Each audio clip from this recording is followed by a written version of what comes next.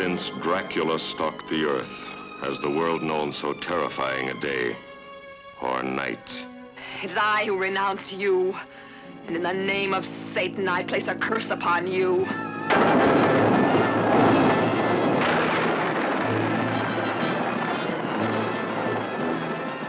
Black Sunday is like no motion picture you've ever seen.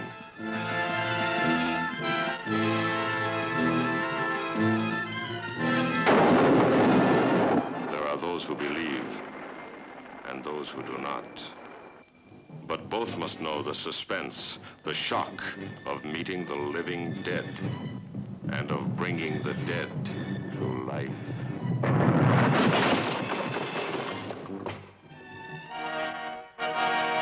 Look into my eyes. Embrace me.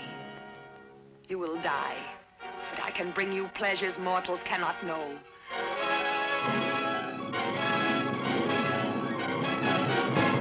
Black Sunday, the most terrifying motion picture you'll ever see.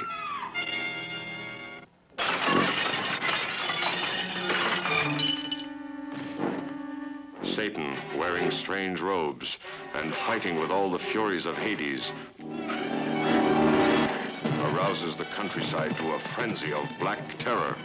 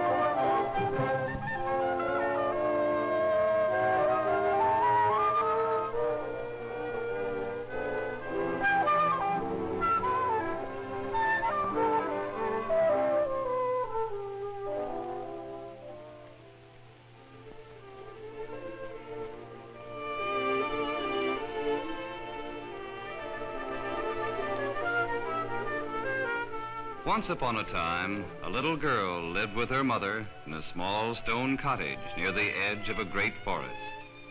Everywhere the little girl would go, she always wore a beautiful red cape and hood. Soon she became known by everyone as Little Red Riding Hood.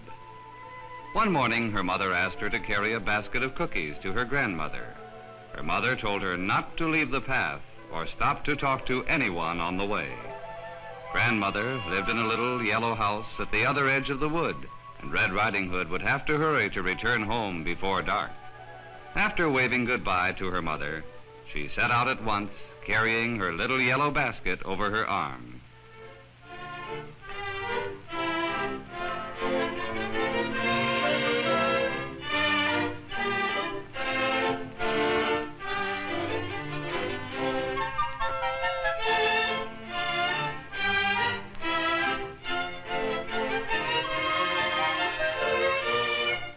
First, Red Riding Hood walked straight along the bright forest path, but soon, near the riverbank, she saw a beautiful field of wildflowers. They were growing everywhere under the tall, green trees. She thought it would be great fun to pick a few flowers to surprise her grandmother. Then she remembered. Her mother had told her she must not leave the path. But the day was so beautiful, the forest so friendly, and the flowers so colorful, that she thought there could be no harm in disobeying her mother just this one time.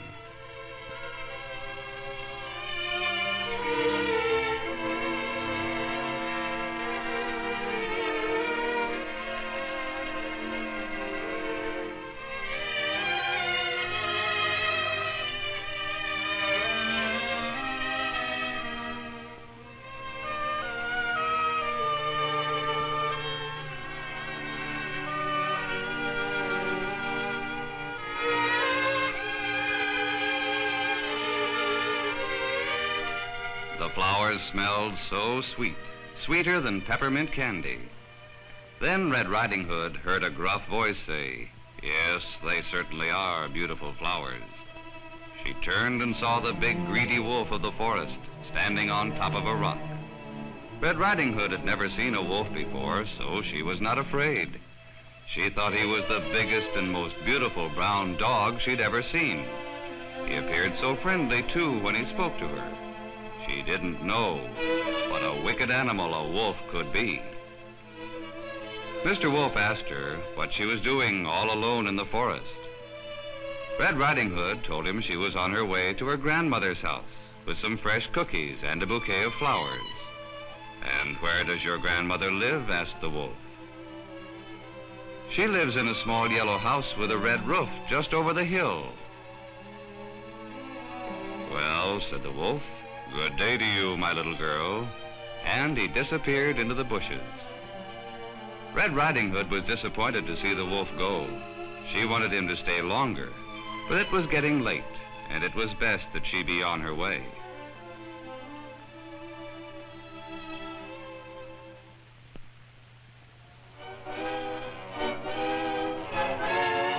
Meanwhile, Mr. Wolf ran slyly through the wood, along the path and over the hill, until he reached Grandmother's house.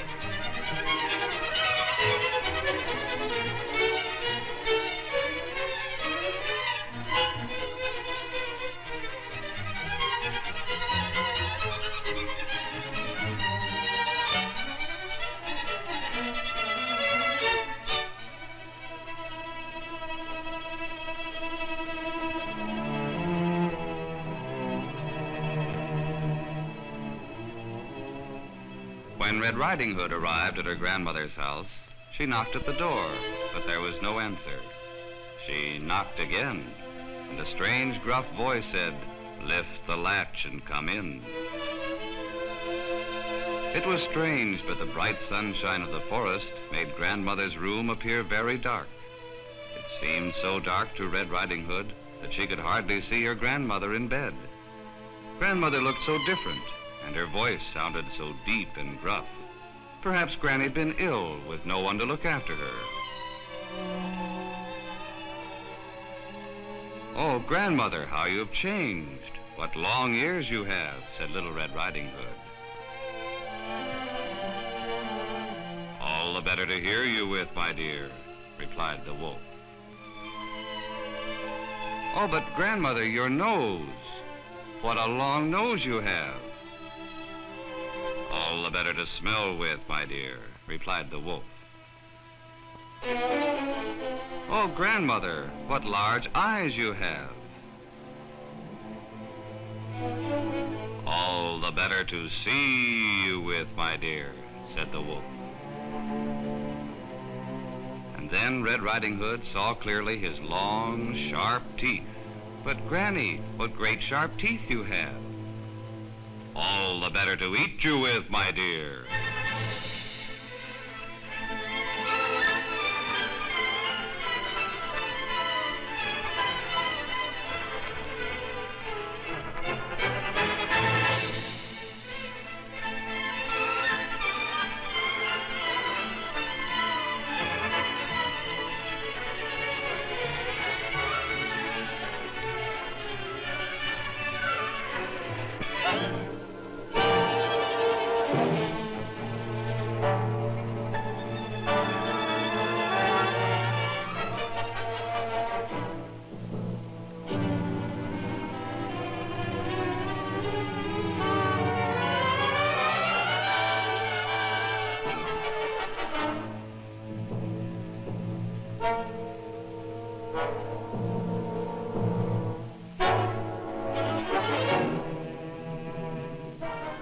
Grandmother was ever so grateful to see Red Riding Hood safe and sound.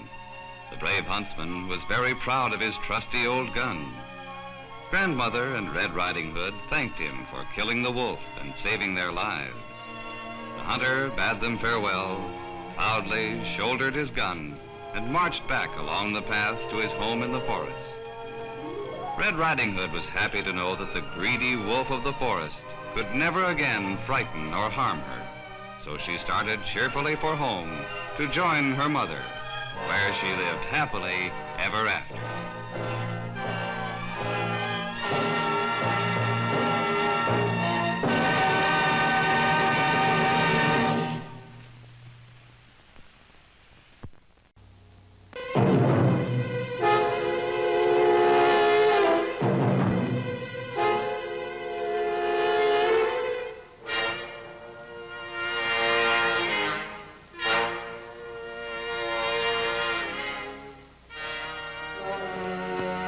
The devil's commandment. A fiend speaks, and beautiful girls become the victims of the most terrifying bloodlust ever shown on the screen.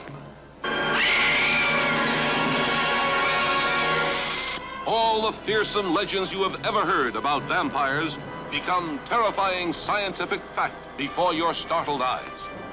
Incredible but true, this man will rule the world, and this woman, ancient and withered, will become his consort in evil. But more victims are needed to invigorate her blood. Come with this girl into bondage in a castle of horror.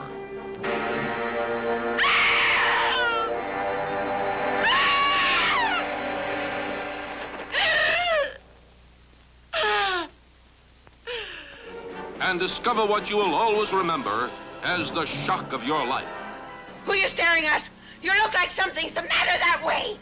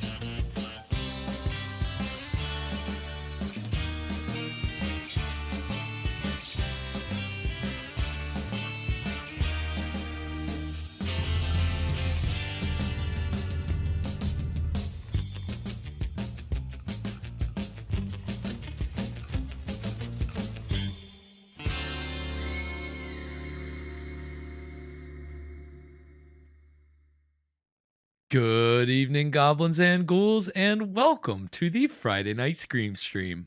I'm your host, Spakenstein, joined as always by my very good friend, Mr. Evan Sink. Good evening. How are we doing tonight, Evan? We are doing good. We are indeed. It is Friday. We have made it. We have made it after, I'm sure for some people it's been a long week. So you're here. We're here. We can all take a deep breath and relax and enjoy the nice heat. It's getting hot. It is starting to get hot. It's been a pretty mild, not officially summer. It's been a pretty mild pre-summer so far. So, when it's officially summer and we're finally going to get the regular heat. It's happening. We're there. It's and certainly for the show, the heat is on right now, because we are now in the heart of our summer of schlock. We are on our third episode of season 6 tonight. So thanks everybody out there for watching. It is our It is, we again, Summer of Schlock, we're offering up public domain horror movies that are pretty cheesy, pretty ridiculous. What's up, S-Sync in the house?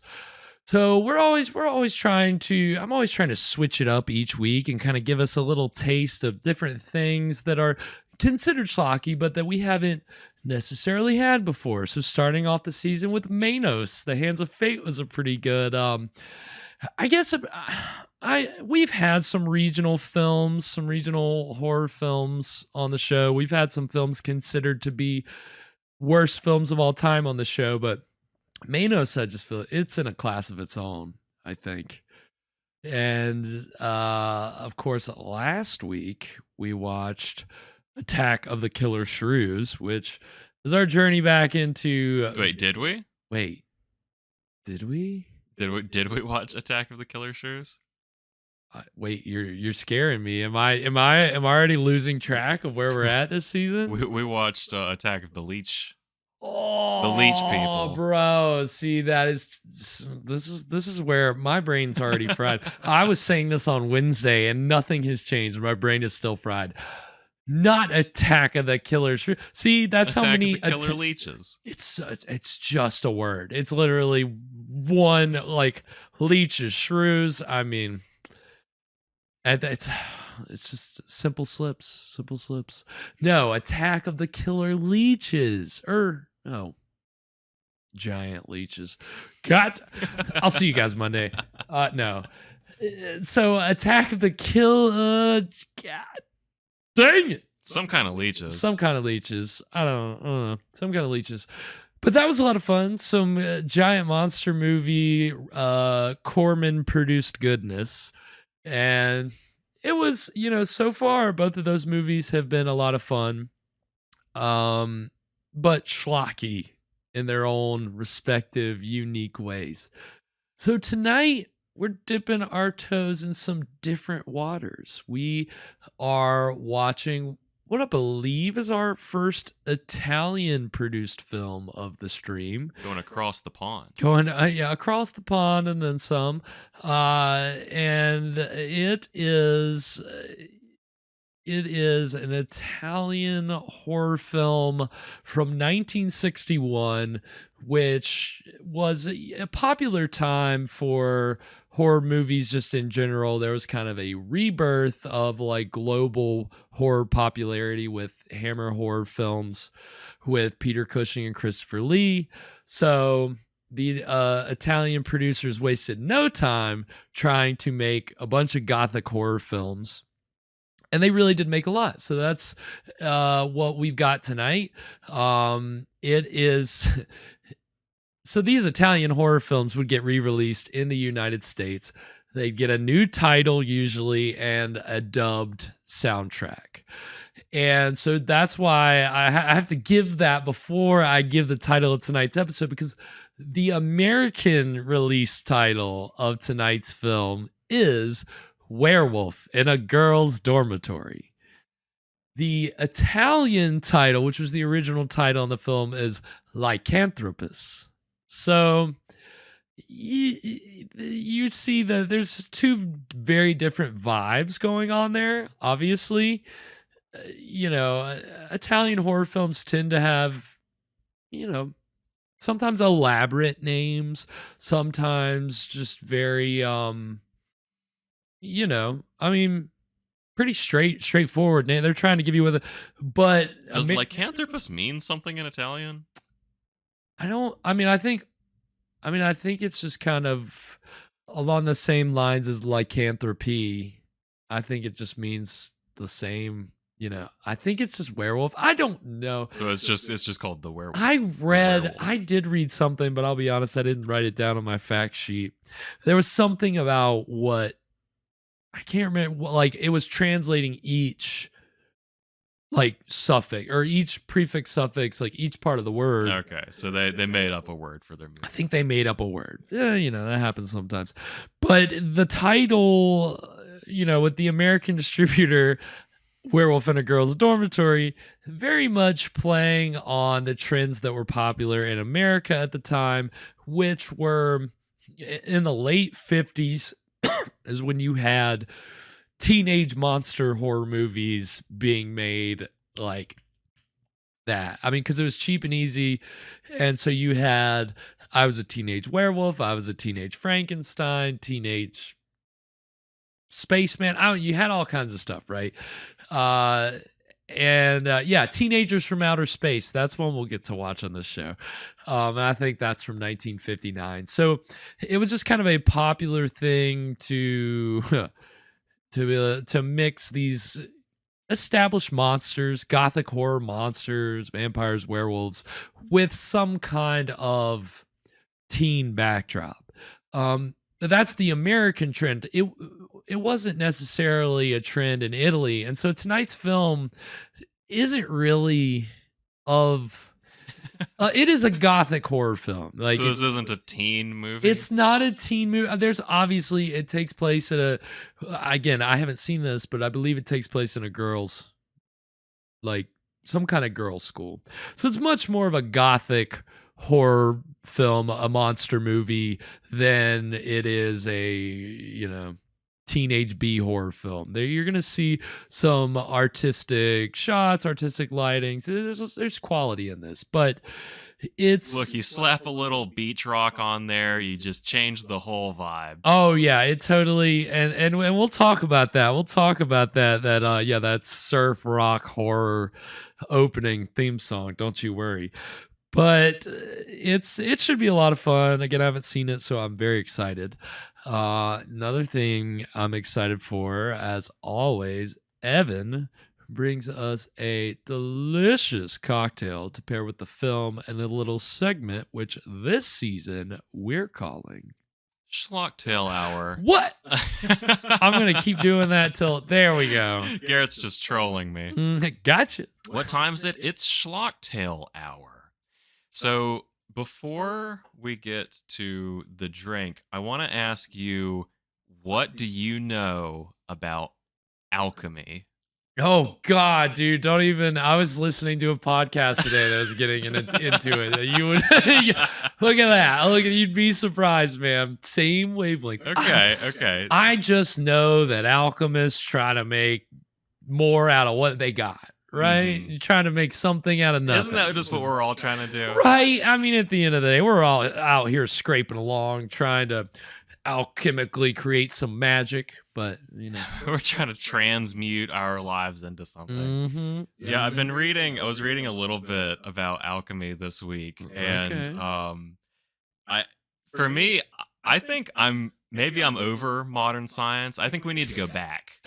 Wouldn't it be nice? Because I think that this was back when science was just fun, when it was still fun, because it was just magic. Right. And mythology and astrology all kind of wrapped into one. It was all possible. Anything was possible because they didn't know what the hell anything was back then. Right. They didn't know what, like, elements were or, like, what the planets were. And whenever I was reading... I thought it was fun that they would just assign planets like this is the iron planet. This is the lead planet. Yep, that's how it works. Yep. But I guess back then, what could you really say? Because it's like if your local wizard tells you, "Behold, it's the tungsten planet." It's like, you've got the telescope, pal. Yeah, I guess you'd know better than I would. Yep. You're the guy with the magnifying glass. I trust you. But it also, it wasn't just the planets that they were assigning metals to. They didn't have very many metals. They didn't have very many celestial bodies, so they just had to pair stuff up. But of course, the sun, it is gold. Of course, gold obviously. is associated with the sun. It's also shiny, right? It's the goal of the whole thing, anyway. That's right. It's to make gold. They're trying to make gold. Yeah, they're trying to make out of lesser elements. Right? Yeah, you're trying to turn Saturn into the sun. And that is gonna make you get really rich somehow. Wow, that is elaborate. Whatever.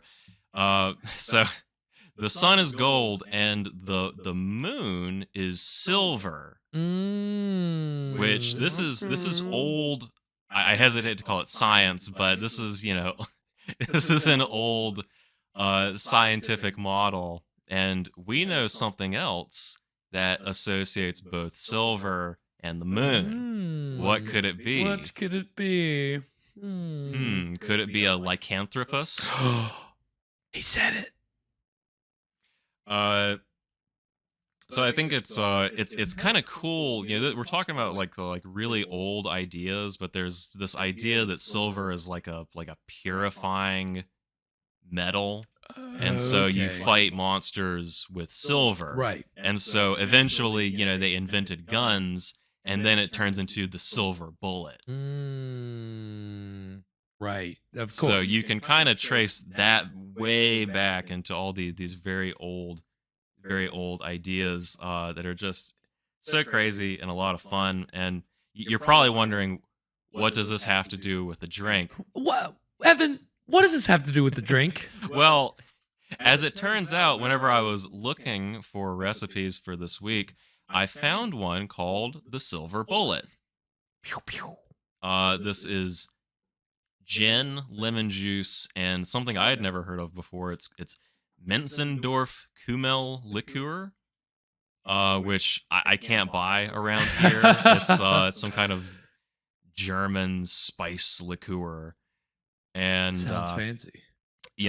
I was looking around for other recipes, but you really can't beat Silver Bullet for a werewolf movie. And so I thought, well, if I can't buy the stuff, what if I just try my hand at making something kind of similar? And so this week I've been mixing up it's a caraway seed, fennel, cumin, and cinnamon extract.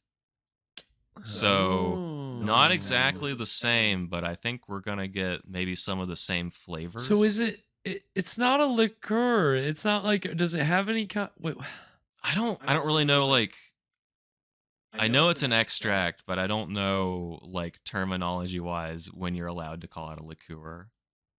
Okay, but it has some kind of. It is alcohol. It is alcohol. Yeah, yes, that's my question. You're extracting it into alcohol. It's kind of an elixir. Well, it's very appropriate. Yeah, very good. Very. I've found the philosopher's stone. He's done it. I did it. I'm rich. So I wanted to try the Silver Bullet, but I also I've been on a mixing kick here lately. And I wanted to do something semi-original, so I found another recipe that I wanted to mix the Silver Bullet with. So this is the Mirror Margarita, and when we mix the two, we get this week's drink, the Silver Mirror. So this is silver tequila, our homemade, I can't really call it Kümmel, we'll call it, it's German, so we'll call it Falschkümmel. Well, look at you brushing. Not associated with Menzendorf. So our silver tequila, Falschkümmel, simple syrup, triple sec, some clear bitters, and the idea was that this would be clear. The extract is not clear, so we have our mirror is a little tarnished, unfortunately. But we're gonna give that a mix. And then top with some lemon lime soda. Ooh, give it a little lemon twist. And I don't know if you can like smell this stuff from over there across the table. Nope. But this extract is strong. Okay. That's very fragrant. That's interesting. Do you mind? Can I take a whiff of it? Yeah. I'll finishing this. You want to show that to the camera? Yes, maybe? Of course. So you made this? Yeah, I only pulled off a little bit. Oh, I was going to let the rest continue to extract. So it might not even be that flavorful, but it does smell quite a bit. Whoa! I told you. So this is going to be it's kind of a tonic of a margarita. Oh my god, that's got some stuff going on there, Yeah. man. My goodness gracious. That was like, Well, it's not bad. That's not that's bad. close to clear. I mean, it's got It's- a nice little shine on it. It looks, it's like a full moon when it's really yellow. Right, it's nice and pale yellow. Nice and pale. It is. It does have that hue to it. Yeah. Very nice. Looks delicious, Evan. Smells pretty good too. Well, I say we dive in. All right. Dive into our silver mirror. Cheers.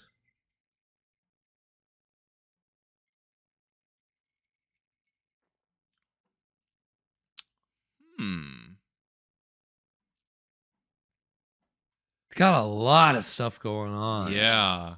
It's good. It is It's good. good. It is good. It is I good. can definitely taste the cumin is coming through. Is that a what lot. It's the cumin. The cumin is it's really that's strong. That's what it is. Probably getting more of that than like the caraway or cinnamon or anything. For sure.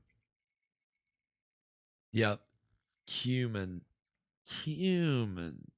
It's a really light drink though. Like the herb stuff is kind of, it's like hitting my, like the top of my mouth. It almost feels like. It's getting me right in the nose. It's hitting in the nose. Yeah. That's interesting. That's an interesting drink. It's doing a lot. And like I can just kind of taste once the herbs and spices start to die down, I can taste the alcohol just a little bit, right? Taste that tequila just a little bit. So you're right, it is a really light drink. Well, very interesting creation tonight, Evan. It's you have certainly created a monster here, I think. I think it's safe to say you fulfilled your duty as an alchemist. So Yeah, we're a little bit closer to getting that gold. Just a little bit. Just a little bit. Well, until we get the gold, we're gonna have to settle with the silver. And yes, as you mentioned, it's Werewolf's right on theme with our silver bullets and our silver. I mean, I think the other werewolf movies that we've watched on this show, certainly Werewolf of Washington, Mad Monster didn't really use silver, but Werewolf of Washington I know did. He was killed with a he was killed with a silver bullet in the end. Mm-hmm. Mad Monster, it was like a fire. It just died. The werewolf just died in fire because it was all science based. It wasn't superstition.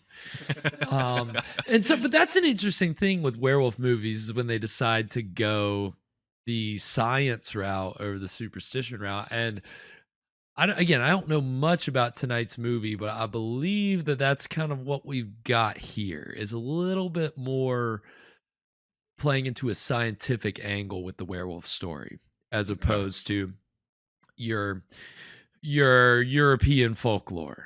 So we might not get a silver bullet tonight. We might not. So be prepared to be disappointed if we don't, but I'm hoping, my fingers are crossed that we will. But again, Lycanthropus versus Werewolf in a Girl's Dormitory. I mean, I think Werewolf in a Girl's Dormitory, I expect that movie to have a silver bullet, but Lycanthropus, I mean, I don't know, it sounds arty, right? So it's like, oh, they could be doing anything. So it almost sounds like I almost don't want to say because it's Italian, but maybe like a Shakespeare-esque, some kind of. It's Shakespeare went through like a horror. Right. Stage. Yep. The Lost Play, written by one of 12 possible Shakespeares. We don't know which one. The Italian one. The Italian Shakespeare. That's of course. Yeah, I mean, again, it is got this ridiculous title on it, but it is very much an Italian Gothic horror film. And Evan and I, in the trailers that we showed during the break, were other Gothic horror films from Italy that came out around the same time, just a year or two before or after tonight's film. Because it was the trend, but watching those trailers, we were like, oh, you can see that it's it's got some cool chiaroscuro going on, and watch the lighting. Watch the lighting tonight.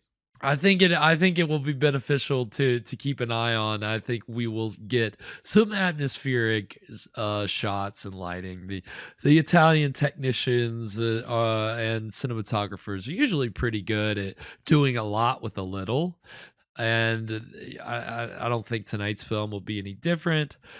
So I'm excited for that. But again, it is an American distributed cut of this movie that we're watching tonight. So you get the dubbing, and the dubbing will not be great. I'll go ahead and tell you the dubbing's not going to be good. And there's interesting reasons for that that kind of go more into the behind the scenes making of this movie, which we'll talk about later. Are we 2 for 3 for dubbed movies for this season? Wasn't Manos dubbed? Manos was dubbed, but they at least were dubbing the script as had been written, as they said on the set. Oh, okay. So when they transmute this film to America, they just make up a new script. Well, essentially, yeah. When you're doing the dubbing, you have to make the movements of the lips match whatever the new words have to match that. Yeah, that's got to make sense. In any, last week we were talking about kaiju films. I mean, a lot of those were distributed in America, but you gotta dub it, and so you're looking at how the lips are moving, and you're like, well, what can we roughly put here? Sometimes they really go with it. Sometimes it's awful, and you can tell they're like still talking, and it's like, nope, they're done. I don't think the dubbing here is great, but that was just kind of par for the course at the time. We've already talked about the title. And of course, as Evan pointed out, the film opens with a novelty rock song called The Ghoul in School. I've been waiting all week for this. And it's funny because that's one of the alternate titles, I think, when this was distributed in America, The Ghoul in School. And so it seems, and I've seen somewhere it's Werewolf in a Girl's Dormitory, parentheses, The Ghoul in School. And it's like, I don't know why you even need all that extra stuff. So, that's another slice of the pop culture at the time was this kind of very simple rock and roll, like, we gotta have a hit, like we gotta find some kind of catchy rock tune to put on the opening credits of this movie. This is what the kids want. This is what they want. And I mean, this is not a novelty song per se, but obviously horror novelty songs were a thing at this point. Monster Mash had come out maybe a year or two before this. And, it just set off a wave of imitators. And we heard in the Spider Baby opening credits, the song that Lon Chaney sang, which is just kind of a Monster Mash ripoff. But it's specific to the movie, and it was good. And Chaney sings it well, but I mean, it was very much them trying to grab more cash by cashing in on a trend. That's what American distributors were all about. Let's take this arty film and let's figure out all the trends. I mean, again, it's a different kind of exploitation, right? It wasn't made as an exploitation film, but it was distributed in an exploitative way. In an exploitative way, exactly. So I mean, we'll see it right off from the opening credits. So, anything before we get into this tonight, Evan? Oh man, this ghoul's too cool for school. Oh, look out. Send that man to 5A. All right, we're going to go ahead and get into the exciting beginning of Werewolf in a Girl's Dormitory right now.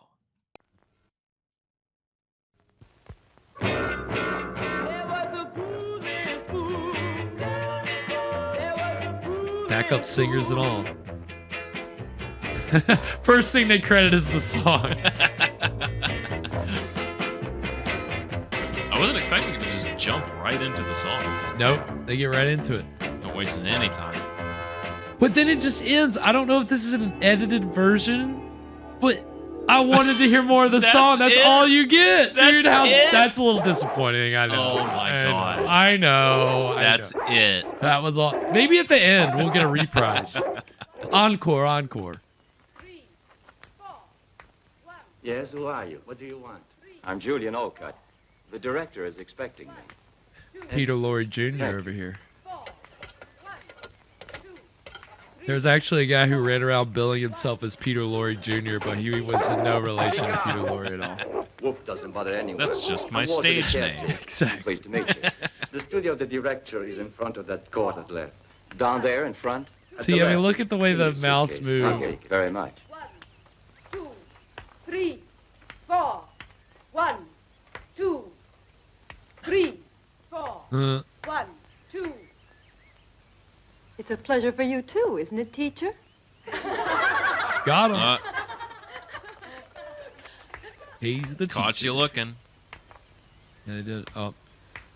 Wow. Nice. Oh, my goodness. Oh, give her some air. Oh, Give her. And make room so that she can get some air. air. This woman needs air. Look, she can't even look at a new man without fainting dead away. I'm sure she's pretending. That one? I've known that one for a long time, way before she faked it. Mary has a marvelous ability for always being in trouble. Love has never killed anyone. She's just found a way to make it pay plenty for her. Beautiful. I don't think They that's the are reason she did catty. it. I mean, when So what you're do you in think an it is? all-girls Only a school, man can make Mary pass out. I can't She's bound to imagine recover the in the amount of infirmary, so she can cattiness go that out goes tonight. on.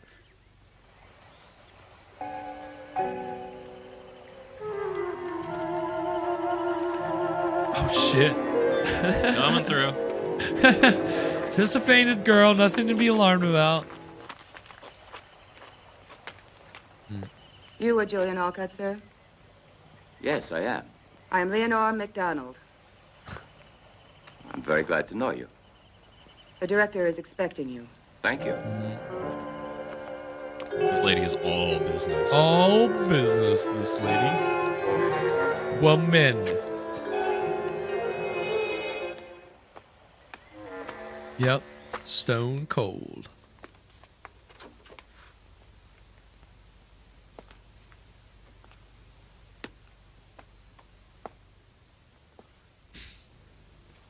Julian Olcott, correct?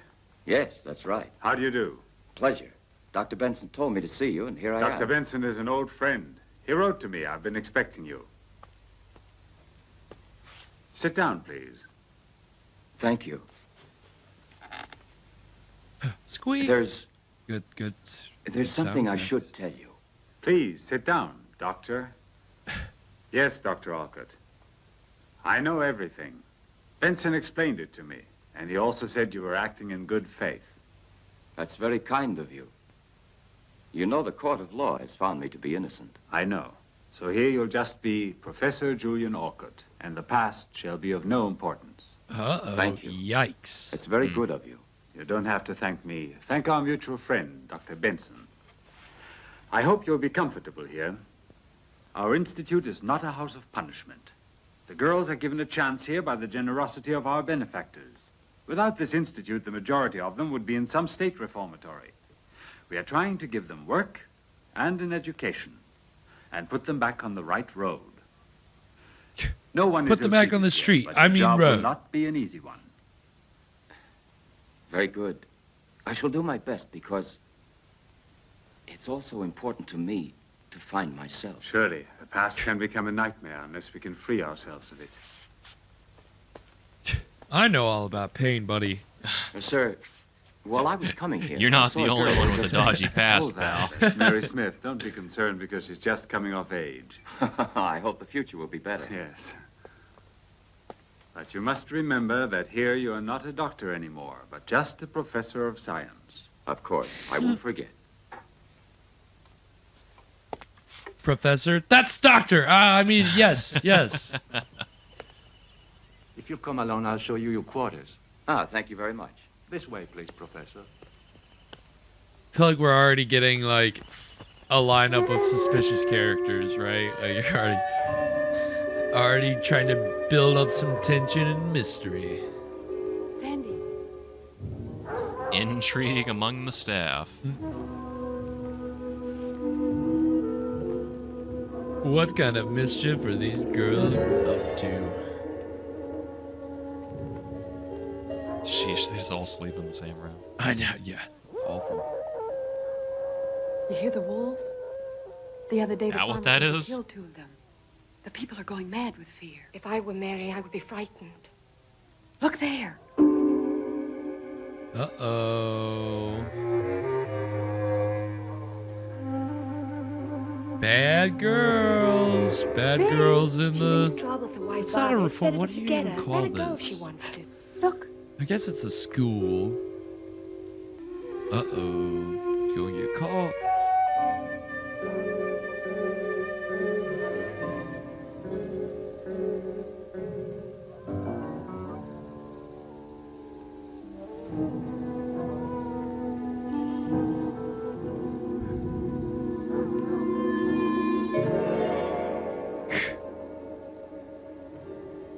It's Leonore.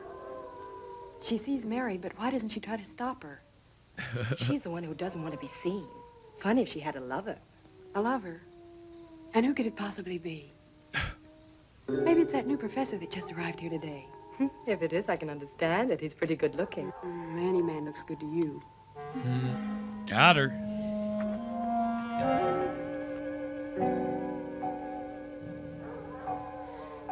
They said I couldn't hop the wall. I said, I'll show you. I'm getting out of this school. I'll find that loose wolf.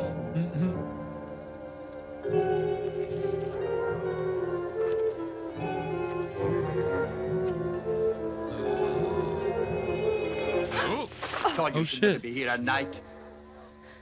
Let me go. Don't touch me, pig. You've got your money. Let me go, or tomorrow I'll spill everything. About you and about him. Let me go. Get easy or you'll be sorry. I want you in one piece. I came here only because of the promise you made. Uh-oh. So much drama going on at this school, Yeah, man. sheesh. This plot is art. I mean, it doesn't... Are you sure this isn't a teen movie? I mean, this movie's already off to a rollicking start. I don't know if it's the American edit or if it just always moves this, or if it was always edited this quick, but... Yeah, they found the drama in the translation. They really did. Ah! Oh, fuck. Creepy. Oh, shit. Is anybody else prowling Leave me around the alone. woods tonight? I came here because I want something. What is it you want now? But I've given you everything. And so who needs it if I have to stay walled in here? Make your promise good to get me out. You wanted a little love on the sly? Then find me a way out of this pig pen tomorrow night. Do you hear? Tomorrow night. No, Mary. You know very well the court has sentenced you, so only the court can possibly free you, Mary. My body for a middle-aged oversex phonier. Now you expect to get off the hook. No, you don't. Aren't you forgetting, Mary, that you have the letters? The letters. When you give them to me, I'll free you. They're burned. Remember, they're important proof. Very important. So careful. No, wait. Something can be done. Wait. You won't keep me waiting. Or tomorrow you're finished at this school. Mary, wait. Wait. Uh-oh. I'll think of something.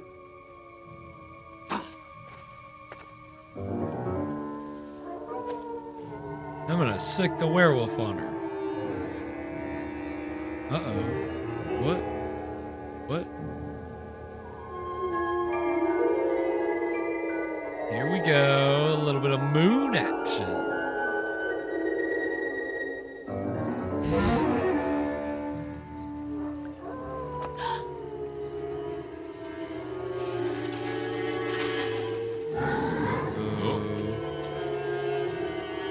sound of that.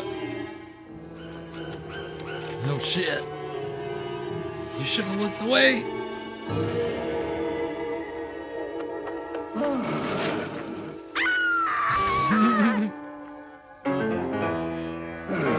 Oh. Damn. He's got some speed.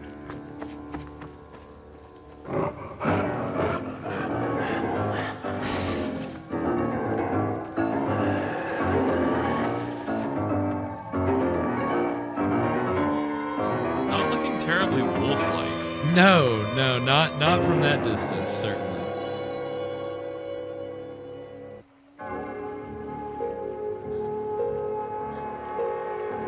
Now what are you gonna do? Deeper into the woods. Oh shit. He is cooking. Oh shit.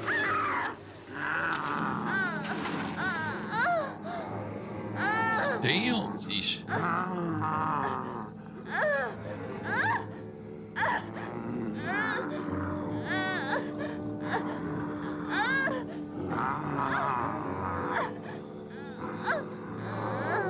Tore her up. Oh shit.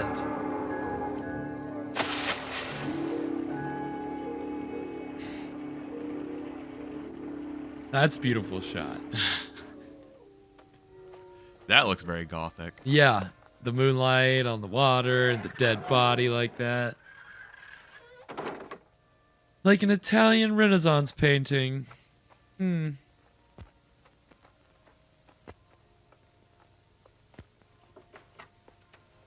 Those Italians and their sense of composition is impeccable.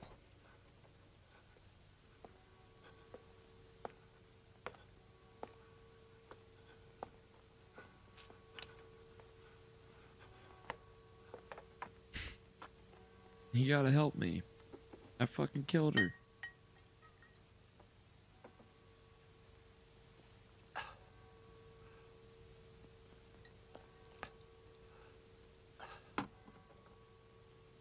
I'm screwed.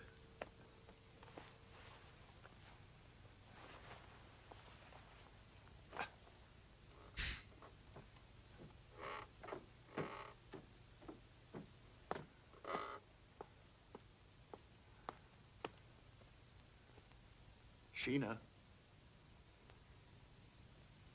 What has he got? Sheena. Another girl on the side? Sheena. Oh my god. You really are corrupt, Alfred. No. It's not about her again. Not this time. It's now something horrible, Sheena. I saw. You're a beast, not a man, my dear, so go to the devil. She told him. I haven't done anything. I'm not with that girl anymore, it's true. She's blackmailing me. The letters. The letters. Yesterday, I wrote a letter to her that can be a disgrace to me. You're not only thoroughly miserable, Alfred, you're without a doubt a pitiful imbecile. Yep, But that's what I was going to them say. never. You're a fool, They can't Alfred. possibly suspect their mind. You fool. How far do you think you would go if everyone knew what you really are, Sir Alfred Whiteman?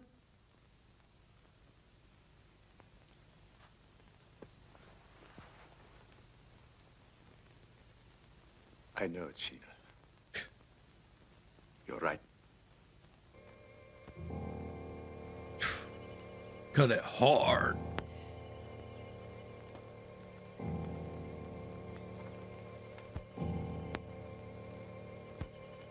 Uh-oh. Somebody's Miss Schultz, missing. Is it all right, please, to go in there? I want to see her. No, it's not possible. Take this, distribute. Wow, all right. Sounds like something got cut off there. Who is that?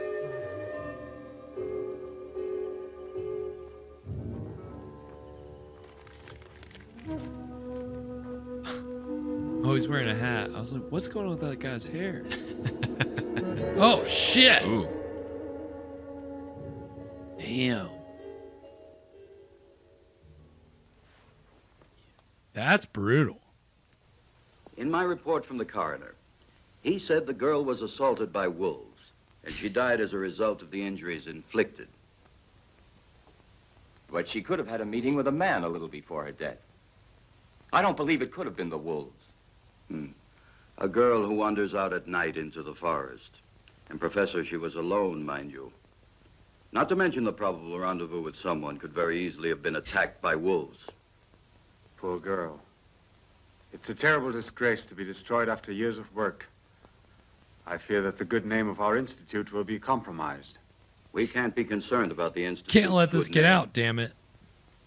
In a case like this, sir. Here's Sir Alfred Whiteman. Sir Alfred, something horrible. Thank God she's dead. Sir Alfred, I believe you know this girl. Yes, yes. I believe I've seen her, of course, at some time. May I leave now, please? What has occurred has upset me very much. Excuse me. Sir Alfred, will you join us, sir, for a minute or so, for I have to complete my report. Purely a formality, of course. Fine.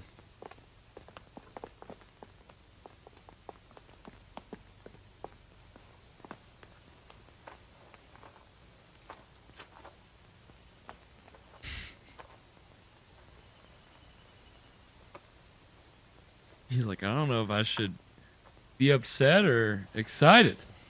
Here, I'll smoke a cigarette about it. Oh my God, what? What a fuckhead.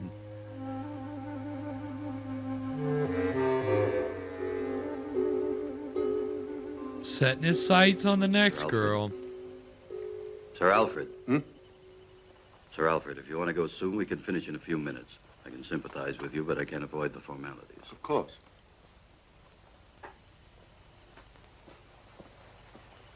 We found a letter with your name on it in her pocket.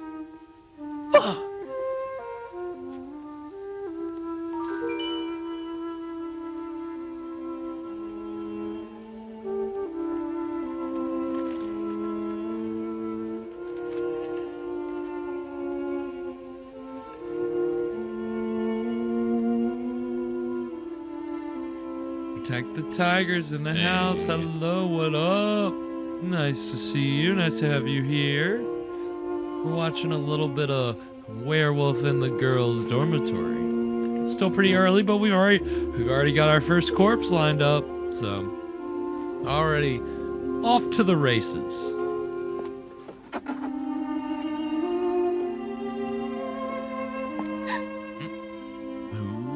Priscilla, what are you doing here? You'll be late to your next study hall. You must go quickly. Why are you waiting? I learned all your names, all the girls' names. I have photographic memory. And all of your schedules. I mean, that's all these creepy men working at this girls' boarding school. There's bound to be trouble.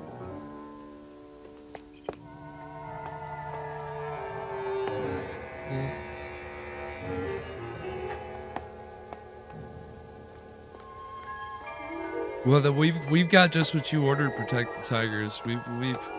This is some good old black and white horror dubbed. Walter is the director in his office. I have to see him. The dubbing is killing me, honestly. It's personal. I really like the It's none of your business. the shots of following behind as they're walking away. And they've had a lot of dolly and tracking shots. It's Give me a chance. definitely a lot more dynamic than what we're used to. Yeah, we don't usually get that.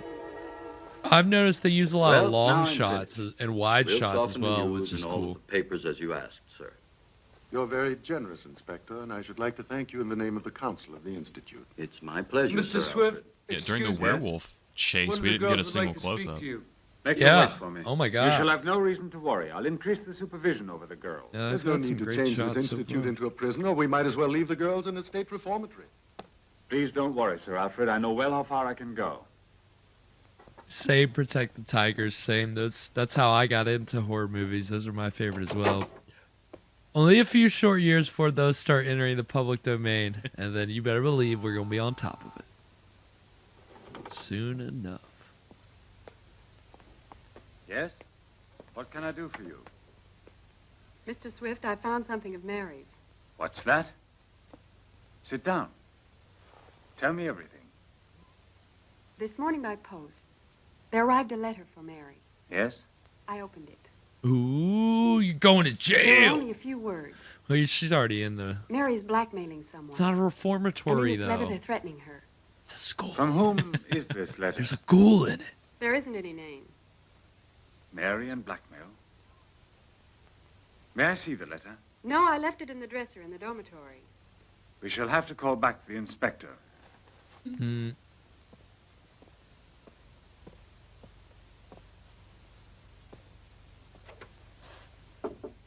Yep. Hammer films are good. Again, that's why all these Italian gothic horror movies were made in the late 50s, early 60s, was because Hammer films were the big thing at the time.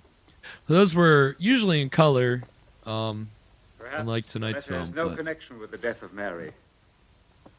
it's a little more However, we atmospheric cannot this ignore it. way. No, a blackmailer is not an assassin. They tell me they've legally established that she was torn up by an animal. But we're not very certain you have told us the truth.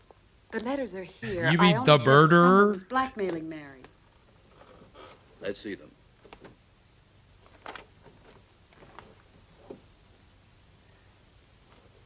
Well, have they just vanished? But they were here. I put them here a few minutes ago. What do you hope to gain with this bad hoax, girl? But let's not waste energy by telling lies and by alarming us. I have fair grounds to arrest you. Excuse me, Director. Classic cop. I'm not going to waste my time on this lead. It's a dead You end. must believe me, Mr. Swift. It was here. Who could have taken it? Whoever did must have known that I left the letter. Don't be malicious and accuse your companions just because you can't deliver this letter. You are the only one who has seen this letter, and we have to believe your words. Yep. And You my didn't deliver report on the doesn't count at goods. all. Why should we believe anything It's you not say? for me.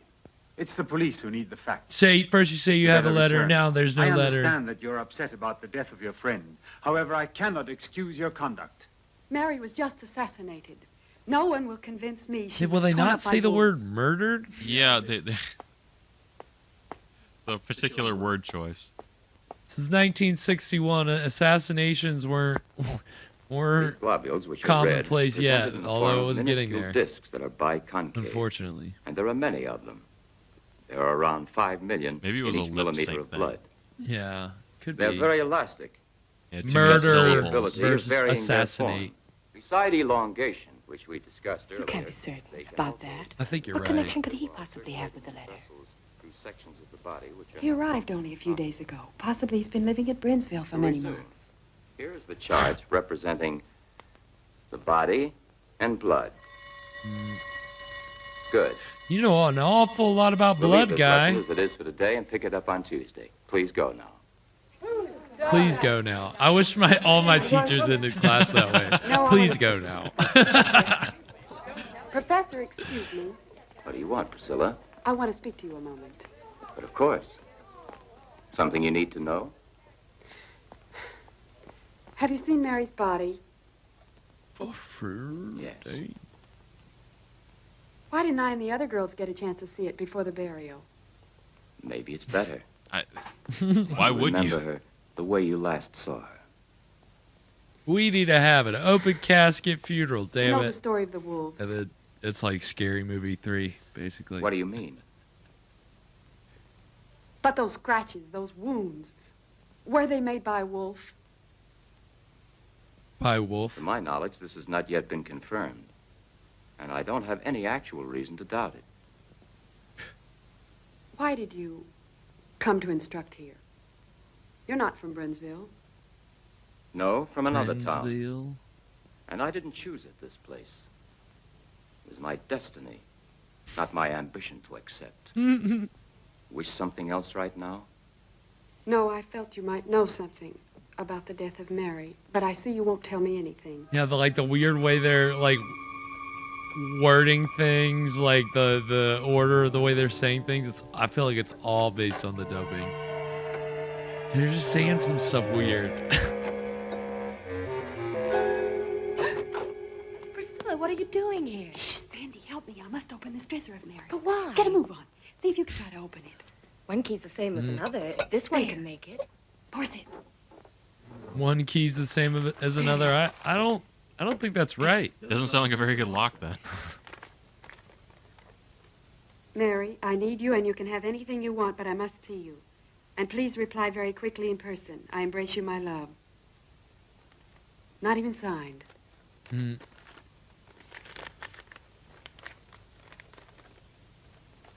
also this one. Read it. Read it. No, not yet. No one must ever see this, because I know which one murdered Mary. I know the man. Yes.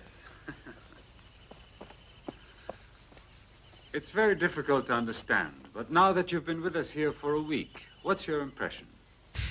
What do you think of our little school I don't think these here? girls are any more difficult than others of their age. Perhaps you're right, but these have found the bitterness of life much too early.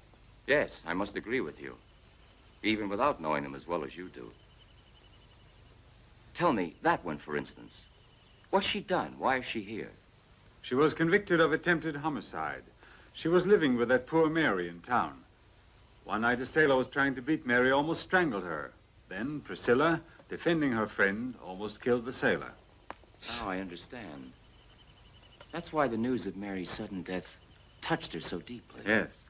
As the girls are alone here, a friendship like this can sometimes be their only consolation. And where's the hard cash? Nice. We'll pay you after. Maybe we'll give you more because Where's we like the hard cash? I? Yes, you. I do believe that money makes a person do anything, don't you? It's tough for a girl to resist the fancy notion of cash when she needs it, So they're hooking up with the old guy for cash? That's going to take us to our first break, by the way. So that was the first third of Werewolf in a Girl's Dormitory. What do we think so far, Evan? There's a lot more intrigue in this than I thought there was going to be. A lot of ins, a lot of outs, many moving parts. The secret documents being stolen and then stolen again. Yep. It's like, no, these are my documents. I said that I could hold on to them. No. Yeah, I mean, you've got that. You've got this mysterious Dr. Professor. You've got a werewolf on the loose already. Definitely have a werewolf, and I mean the dead body was very gruesome. The eyes open like that. Yeah. I mean, it looked like they must have put again, it's gonna sound crazy, but like wire or something to really make her eyes wider, which was how Lon Chaney Sr. did his I don't think it was Phantom of the Opera makeup. It was one of his other, I think it was London After Midnight. He wore, there was wire that like stretched around his eyes, made his eyes really big, like that, just like what I did, and like how her eyes looked. And so I think there was some kind of something like that going on there. And the makeup on her was really good too. Yeah. So yeah, we've had some gruesomeness. Yeah, I guess we don't usually see a whole lot of the black and white gore. No, and again, that's this coming out with a wave of gothic horror films in Italy because of the popularity of Hammer horror films. That's what Hammer horror films, one of the things that they brought to the gothic horror genre that reinvigorated it at this time was they brought blood in for the first time. Again, all the Universal movies, they don't really show blood or gruesomeness or gore. So the Hammer movies offered that. They offered sex. I mean, and again, early on, a very tame kind of stuff. And then once you got to the 60s and then the 70s especially, they started going full on with things. But it was all about kind of pushing the boundaries. And of course, this is all coming at the same time as the production code in Hollywood is breaking down. So kind of the censorship over movies is falling apart. So it's this movie comes out at a interesting time where people are pushing the boundaries, but you're still limited by your budget. You can't shoot in color, and you got to go black and white. So that's how you get a movie like this. It's very much some old school gothic horror, between the monster and just the black and white imagery versus this new school horror of violence and gruesomeness that's actually being shown and not just implied. So and again, that the Italian production team here just had the luxury of it because it was an Italian production. They could get a little more risque with it. Still in America, even at this time, it was not, you still had to submit your script to the Production Code of America or whatever. That's whatever the group was that you had to submit your script, and they would approve or not approve of various elements. So I don't think Italy really had a very strict censor. So like late 50s, early 60s, they made so many horror movies, and they really didn't let up. And so you get all these different genres. But basically, tonight's film is kind of par for the course of what would happen with most of the Italian horror films when they were picked up by an American distributor. Put a new title on it, dub it, and you put 10 seconds of a new surf rock song on there. Yeah. Exploit it however you can. Take this really, in some cases, the trailer that we saw during the pre-roll for Black Sunday, that was distributed by American International Pictures, which was the studio that released all of Corman's stuff. But in Italy, it's called like The Mask of it's not Black Sunday, right? Like, so that was one example.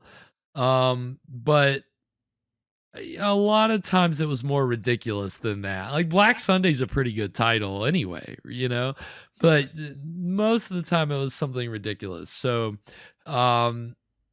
I'll give you a couple of examples, right? So and all these movies came out around the same year as tonight's film, like 1960, 61.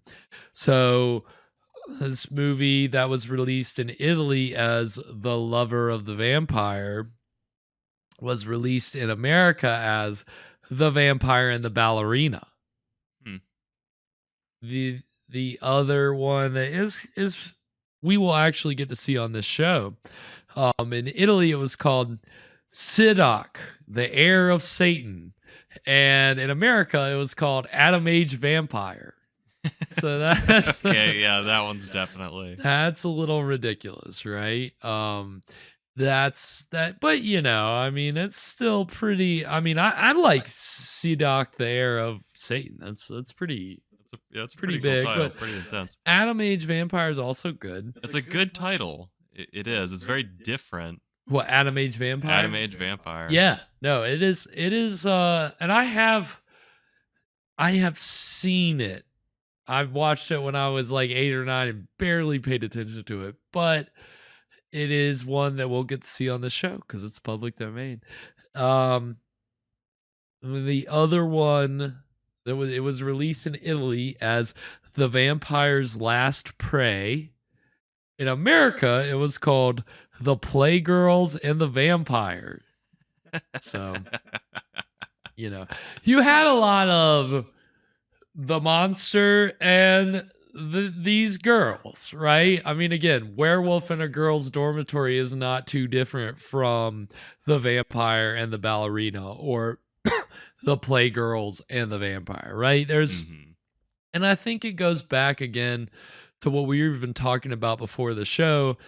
One of the other trends in America at this time that I think they were exploiting with all these titles was the kind of popularity of mixing teenage-centric films with horror films. So I was a teenage werewolf. I was a teenage Frankenstein. It's very much trying to show this like mixed appeal of here's a monster for all the monster fans, whether they're teens or younger kids. And then, in a girl's dormitory, that's going to appeal to teen boys, and they're going to bring all the teen girls out just because they're going. And so, boom, we got it. That was how marketing worked. Strat. That's how you do it. That was how marketing worked in America at the time, basically. And this was released on a double bill with the Boris Karloff movie Corridors of Blood, which that was the title. I don't think that was a British movie that they didn't change the title or anything. I don't think. And,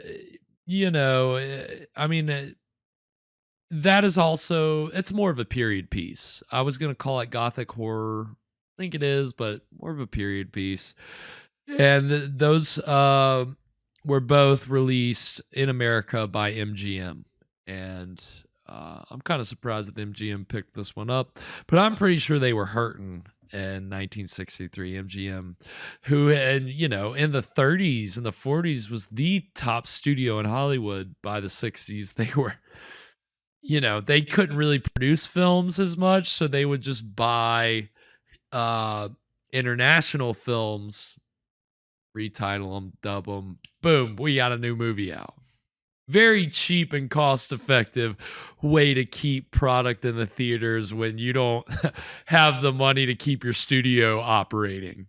Just get another country's movie, re-release it, make people think it's something new.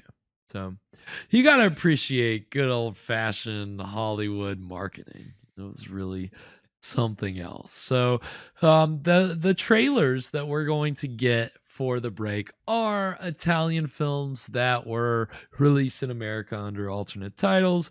So the first trailer that we're going to watch is for Atom Age Vampire, which we're going to see the American trailer. The other film, I don't think I have it down. I think it was released under this title in Italy and America. It's wait. Oh yeah, it's wait, no. Is this a different one? Hold on. Yeah, okay, wait, this is I don't know what the second one is. I've got like an acronym here and I don't What's know the what acronym? It's TPATV. I don't know. I couldn't tell you what it is. Try to guess it. So the second trailer is a mystery. That'll be a fun little game for the first half of the break. It will be fun, and I believe that it's, I don't remember if it's during this break or the next break, but one of the trailers is a French trailer. Because I couldn't find an American trailer, but I found a French one. So I think that's what the second trailer is. The title will be a mystery till we get to it. So we're going to go to this break, and then when we come back, we'll get into the exciting middle of Werewolf in the Girls' Dormitory. So stick around. We'll be right back.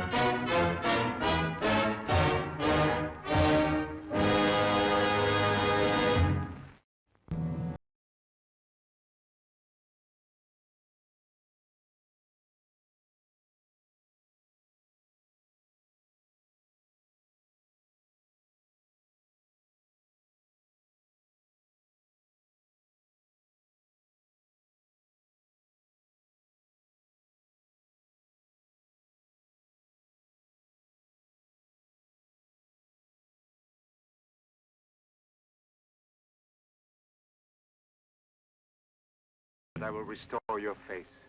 Restore all your beauty. You will cringe as the demented doctor experiments with a girl's trusting innocence.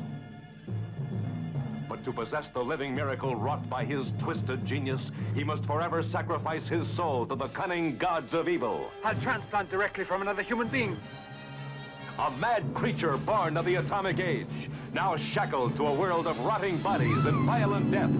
A sadist, a criminal, a depraved animal, more ferocious than Jekyll, more monstrous than Frankenstein, more bloody than Dracula.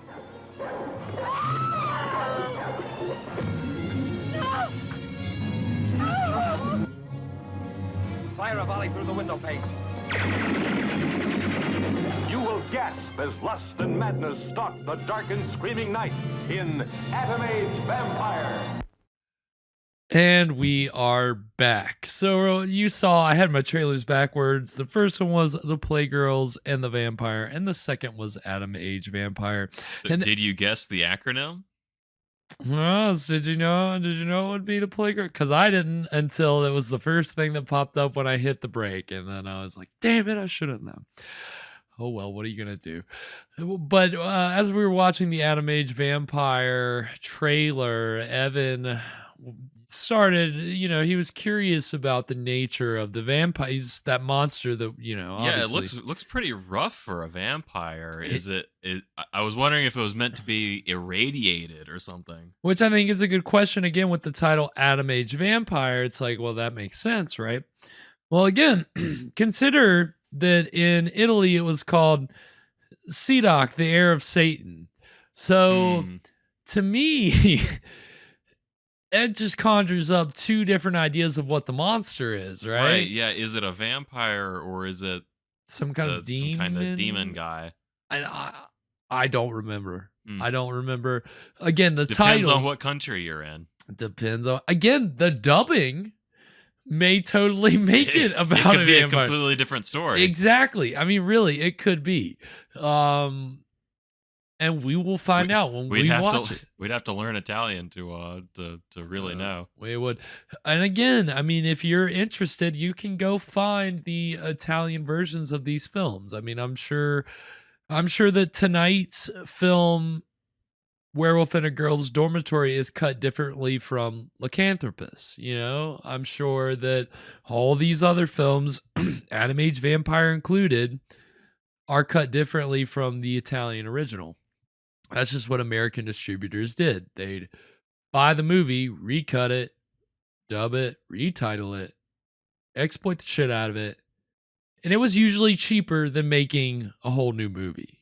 So, I mean, that really became popular in the 50s and 60s. And I mean, Roger Corman did it. I mean, he'd get footage from like Russian like science fiction movies and then have like directors film new footage with American actors and splice it in. And it worked.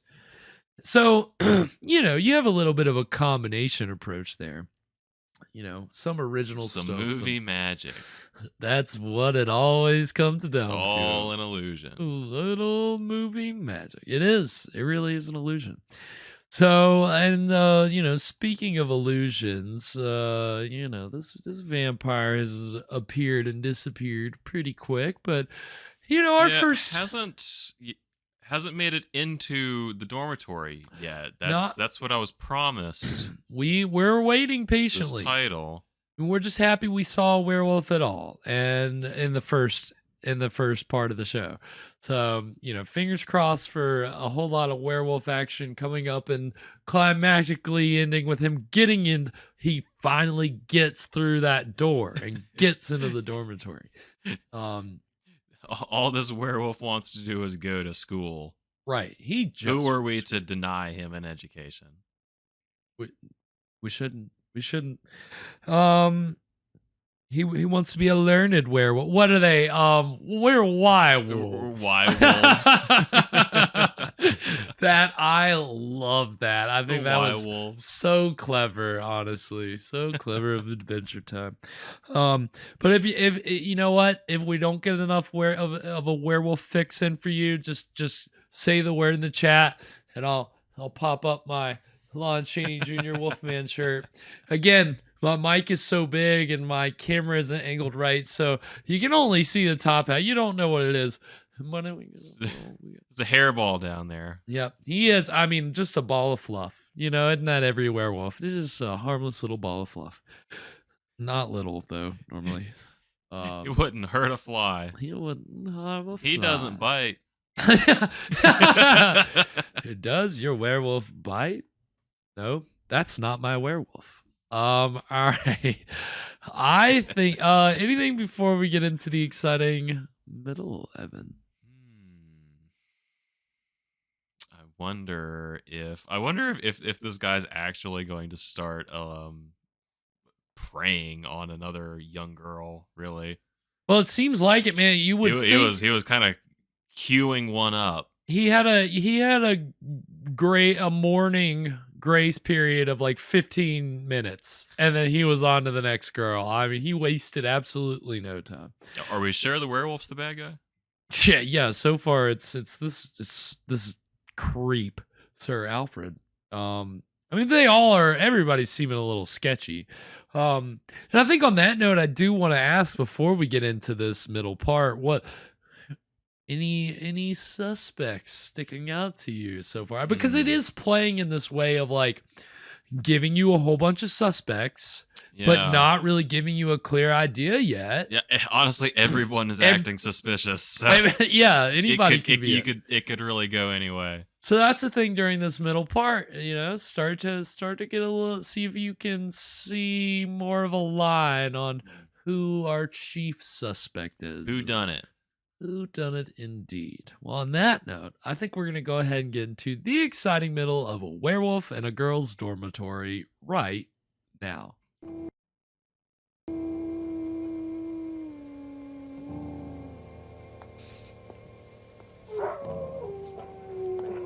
There it is. Good job. There's the wolf. Stop it. In the movie The Wolfman, they had a werewolf that was played by a German Shepherd. And it's all like so dark and from far away, you can't tell that's what it is. They used it because it would like play fight with Lon Chaney. And then Lon Chaney ended up adopting the dog. Aw. Isn't that sweet? Are you afraid of the wolves? No. Come on, let's go. I mean, I would be right after my classmate gets mauled to death by a wolf. I'm not scared. I'm not frightened. I mean, look at these wide shots, these long shots. Like, quickly, all the lighting that's got to go into making a shot like that. Like, the moonlight that they're putting into this. Like, it looks good. It looks very good. You don't get this. You get some scale off of that. Exactly.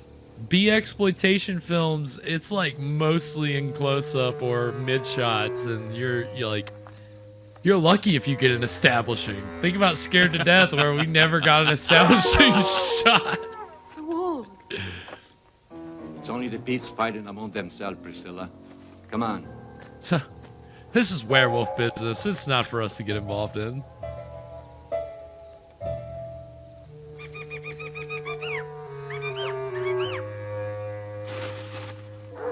All right.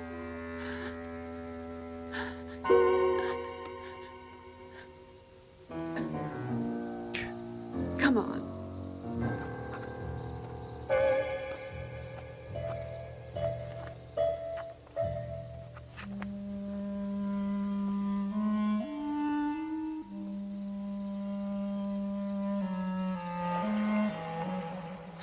Oh, just making the same mistake. Walter? What do you mean? Is this where they found Mary? How would I know? Oh, fuck. Uh-oh. So I guess she's sleuthing, really. Like, she's trying to get to the bottom of this. Good for her. Come on. He's expecting you. Little Nancy Drew. Mm-hmm. A little delinquent Nancy Drew. Convicted of attempted murder, Nancy Drew. Go on, girl, go on. He's waiting. Yeah, don't you remember that Nancy Drew book where she almost killed a guy? Where she almost beat a sailor to death. I mean, I do like it when we have some capable female protagonists. Yeah, and they're actually doing stuff. I mean, again, you got to give it up for Bloodlust that, like, oh, this girl's a jiu-jitsu champion, but she never does jiu-jitsu at all. Like, maybe one time she flips a guy. Yeah. Oh. Oh, fuck. Okay. Well, that was very suspicious. God, you gotta love all the tracking shots and all. That's so great. Don't be afraid. You're Sheena Whiteman. You expected to find my husband, am I right? Mm-hmm. Stop it. Take this. This is so you would have a worthwhile reason for coming here. To me, you are another common slut, just like all the others. Damn! Now it's finished between you and my husband. Whiteman. It was your husband.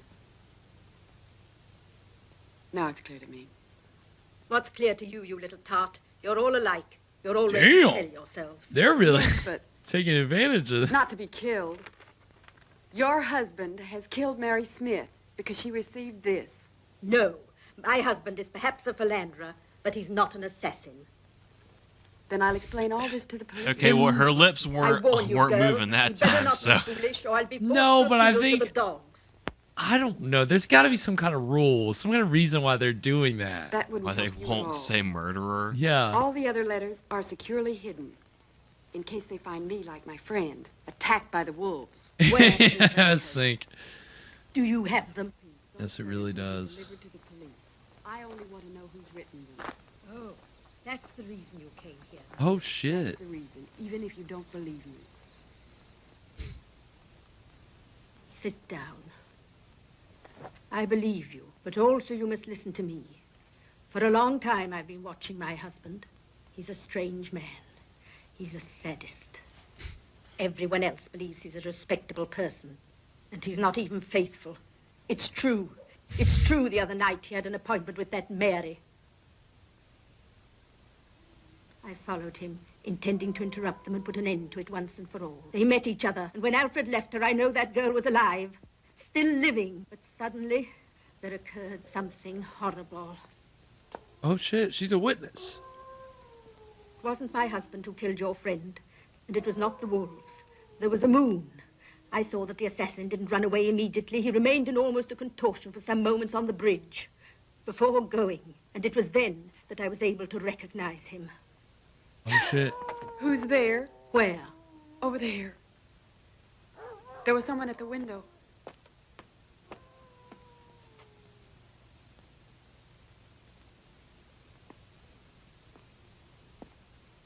Oh, it was that caretaker who brought you here. Who do you say is the murderer? I don't want to tell you. Not now, anyway. It's better that you keep your nose out of this filthy mess. The letters and all the rest. Also that poor girl. Her name would be covered with mud. Let her rest in peace. But she was assassinated. Another I dirty just don't scandal like the would be word final ruin of us all, anymore. and certainly wouldn't bring back to life your Mary. Do you still love your husband? Take a drink every time they say To the point assassin. of killing one of his lovers? I? Why? What sort of a person do you think I am? What are those bulldog? What? The What dogs. is that? You didn't say anything to them. If they'd find me killed by them, they'd believe it was the wolves. You are really stupid. I've been foolish to confide in you. You don't get it. You don't know nothing about no werewolves.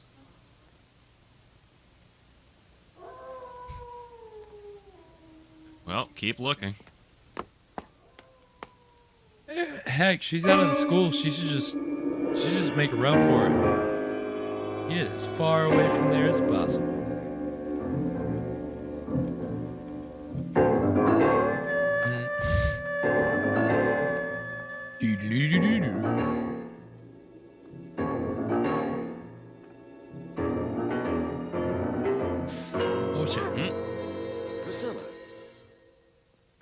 calm down. What are you doing here at this hour? Maybe I should ask you the same thing. Yeah, what are you doing in here? Got him. Lurking. I can respond to that. I can respond to that. I'm fixing traps to Great. free the forest from the wolves. Dubbing. In a certain sense, we were doing the same thing. Yes, I will give you an answer What as do soon you as my want, lips Jeff? are done moving. Oh, nothing. Were you the one that was following me, Professor? No. Absolutely. Why? I don't know. It seemed like someone was following me. Come on, I think I'd better go back with you to the Institute. I'm certainly safer going with you Oh, than that's what going they alone. call it. The Institute. Institute. Werewolf in a Priscilla, I'm girls' sorry. institute. In a girls' institution. I have to make a report. You were told not to come here. Make it. Ooh. You don't have to worry about me. You're a strange girl. Yeah, what, because she's a strong, independent woman? You Oh, perhaps. chauvinist? You're a strange girl.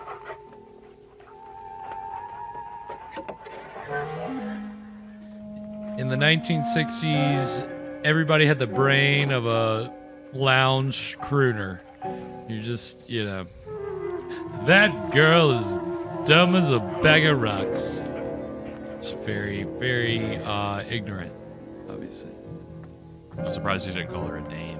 Yeah, that dame. Yes, there you go. Thank you, Evan, for the correction there.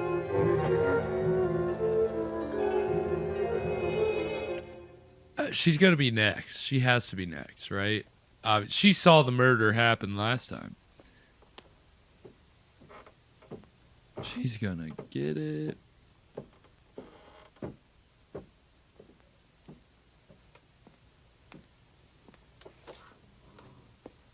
Oh, is she gonna leave the lights off? I thought we were gonna have like a driller killer ending in the middle of the movie. Oh, fuck! It's gotta be her husband. Well, she did say that he's a sadist. A sadist, yes. Very good point. Oh, shit.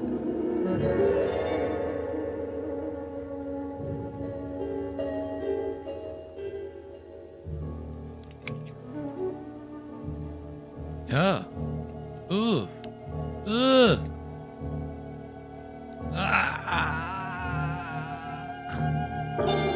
But she inject something in her? Oh, fuck. You're too pessimistic. Even if life is hard, it's worthwhile living it. You must believe in something. Random Don't be conversation. afraid. Ah! It's only a wolf that must have just fallen into one of my traps. Your traps? You have to go? Yes.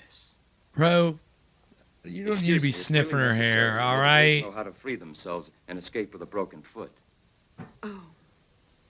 Don't be worried. I'm almost there already. Professor? Yes? The report? Don't worry about it. I won't say anything to anybody about it this time.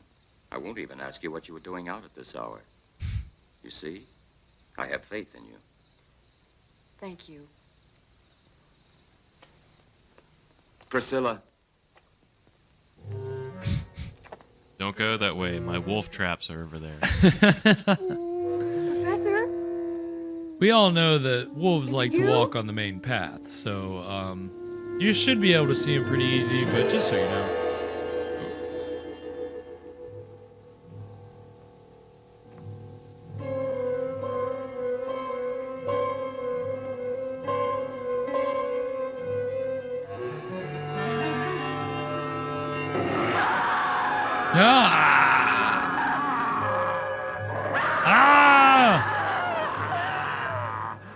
Oh, fuck.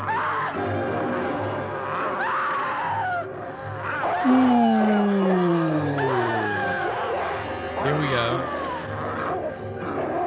Get it, dog. Fight. Get it, dog. Big dog too. Ah, that was good. That was too brief of a shot. And we're out. There's our close-up. We had a few good close-ups in there. That was very nice.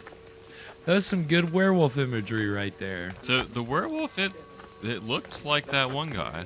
Which guy? I'm not sure. I don't know what his name is, but... The philandering husband.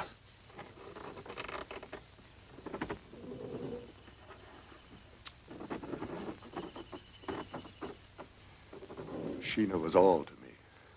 Did the werewolf have a mustache? Good and kind. He might have been clean shaven around the They might roll this guy out. It's like a game of Guess Who.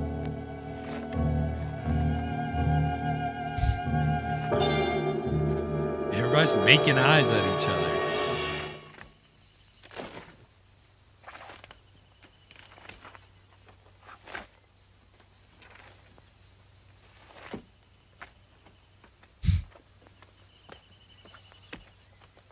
Seems she was attacked by a monster, one of the girls from the Institute, and she was saved by a dog. One of the girls saw this. She said his right arm was torn open by the dog. The police have to inspect each and every man in these... Absolutely.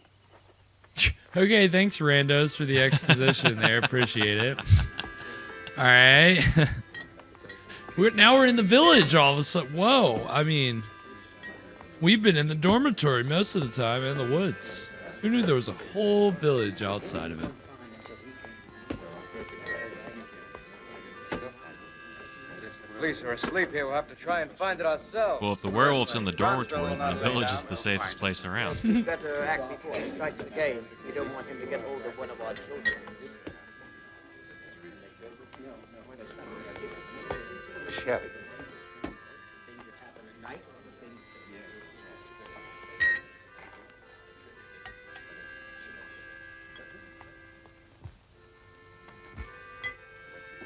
Okay, talk. Well, all right, fancy guy. Why don't you order a pint like every other working man in the bar? You must. You have to find them. If I don't recover those letters, I cannot rest. What the? What? Did you see the way he... His right arm isn't functioning. Uh-oh. He's the caretaker of the Institute. Uh-oh. Sir Alfred, the girl was attacked right in the vicinity of the guardhouse. Certainly it's him. Come on, what are we waiting for? What? Careful. Don't move. Is it... What? You better look out. You know I got that blade on me. Oh, you better watch out. Some Italian greasers are gonna come after you. He mustn't get out of here. He must account for what he has done.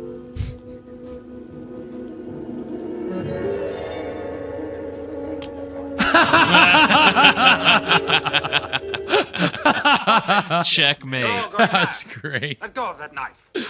Walter. That nobody's was going to do you amazing. any harm. I'll let him pass through. The man's hand. Look, men. Look at his hand. This man has no scar on his hand.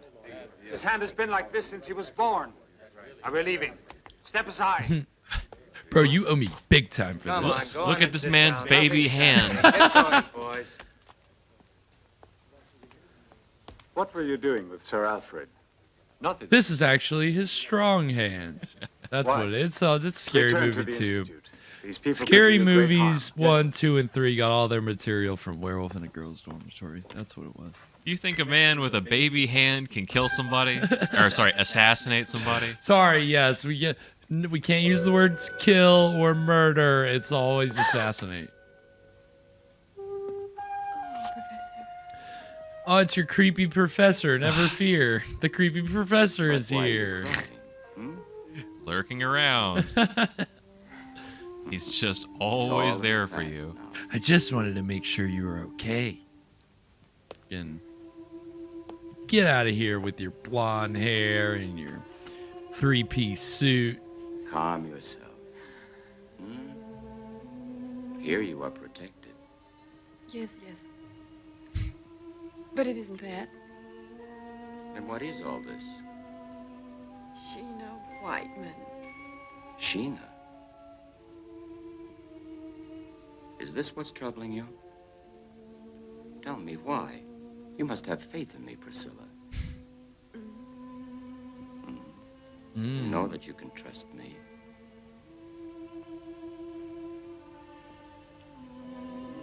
Finally. They wouldn't even let me in here. They told me I mustn't stay long. Oh, excuse me. I'm not disturbing you. No, I was just telling the professor how very pleased I am to see him. Priscilla. But at this point, it's better to say it all. No. Right, Professor? Oh. Stop it. Sir Alfred, we've been risking our reputation for Could it be? Just what am I Could to do? it be? This whole story repulses me. In saving him, you saved the reputation of the Institute. Come in. Uh-oh. Sandy, what is Didn't we see him when the attack took I must place? speak to you. It's something terrible. Who? Well, what is it? So speak. Dr. Professor. I know who the I monster think we is. did, yes. Yeah. Julian 'Cause they Alcott, were- the professor of science. They were He's together, a battered yeah. jar. This is not enough proof to even mention. Mary was murdered the night of his arrival. Well, but when It's the him and his infirmary which she was got full of a talking to needle him. in her Professor arm. Alcott She now, wasn't and murdered don't tell by a anyone what werewolf. you just said to me. Right, But I- okay. Listen, if your And she was suspicions are attacked correct, I shall shortly call the after her police. Now rendezvous go with the ahead. professor, remember? He left, Tommy, call and Professor then Alcott she got immediately. attacked. Well,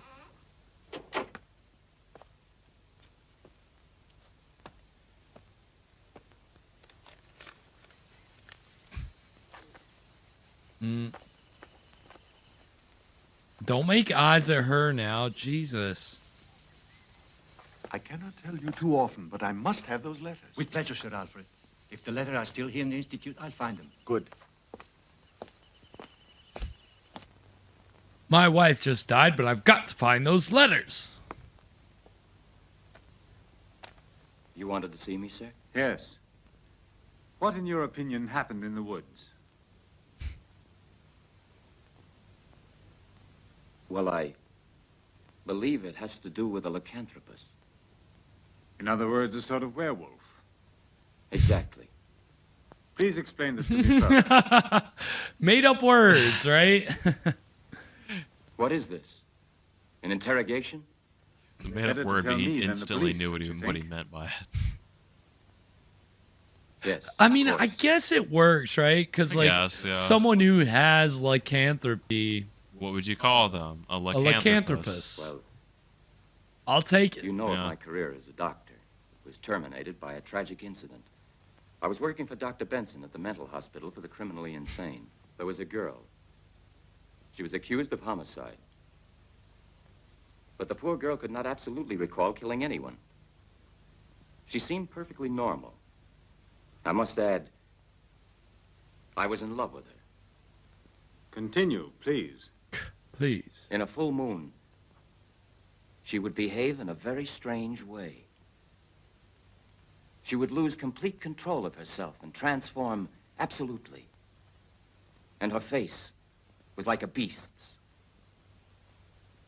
Professionally, I wanted to try to help her. And after a certain time, I discovered a temporary antidote. And it's so difficult, actually, without my using the medical terms to explain I've it. always been interested in medicine, and You I think I couldn't can follow you. understand. The pituitary gland controls the function of the hormones, influencing the sexual organs and the thyroid. And as a direct reaction, it can cause a psychophysical transformation. My colleagues refuted this theory of mine, and I had proven it unequivocally. For example, at every lunar cycle, the pituitary gland acts strangely and becomes enlarged at the start of the transformation. Our psychocontrols upset the balance of the neuroglandular system, causing incredible distortions in the skin, hair, and teeth. Science. In this state, the patient cannot be saved. See, I knew you wouldn't understand. I was successful with the extract of the brain of a wolf while I was experimenting on her. One night, she gave herself an overdose. Shit. Perhaps I made it too strong. And the police then accused me of killing her. Do you want to know more? In observing the body of Mary, did you feel the crime was committed by lycanthropus? Yes. That word's really catching on. Mm-hmm. I'm almost sure about it. I continued my studies in this matter. Hopefully they say it And this 20 led you to other times in the discoveries. third Is part it of the possible movie. to rid yourself completely? I don't know. But that's not of importance anymore. Since I've been here, I've been trying to capture a wolf to extract his glands. They're not rare in our forests. Now tell me, Professor, have you ever experimented on yourself? Once. I had to find out what it would be like for a normal human being. It was impossible to observe myself. Would you mind showing me your right arm? No, of course not. Yes, it's hurt. But I did not attack Priscilla. A strange coincidence, don't you think? Before you arrived, there never was any talk about monsters in this town. And you think that I'm... Professor, you said yourself that a person can be completely out of control during a crisis. How much does he remember afterwards? Nothing. Absolutely nothing. Not even one sign remains of it. I assure you that this is what happens. Anyway, I must assure you of one thing. I hurt myself accidentally. Professor, I want to believe every word of it, though it may not appear that way. But I advise you, however, to take great care. Perhaps you had better... Me and my discontinue wig your are very experiment. skeptical of your story. I can't. The life of a human being may depend on it. And who might this be? I don't know. You asked me to tell you about a lycanthropus. His sickness must have satisfaction. In the next transformation, he'll try again. And you believe that if you manage to find a definite antidote, you'll probably save the life of that person. Then you know who the attacker is. Well, if I should discover an antidote, I'm sure that this person would certainly want to be helped. Whoever this person may be, rest assured that they would be very happy It's with not the fair cure. to treat a lycanthropus like a murderer. If ever I'm successful in finding a cure, these poor victims could possibly begin to lead a normal life, like others. Perhaps you're right, if you think murder won't bother his conscience. Assassination? If you should ever find out that I am This is so strange. I should like to be treated the same as you would like to be. I understand you perfectly.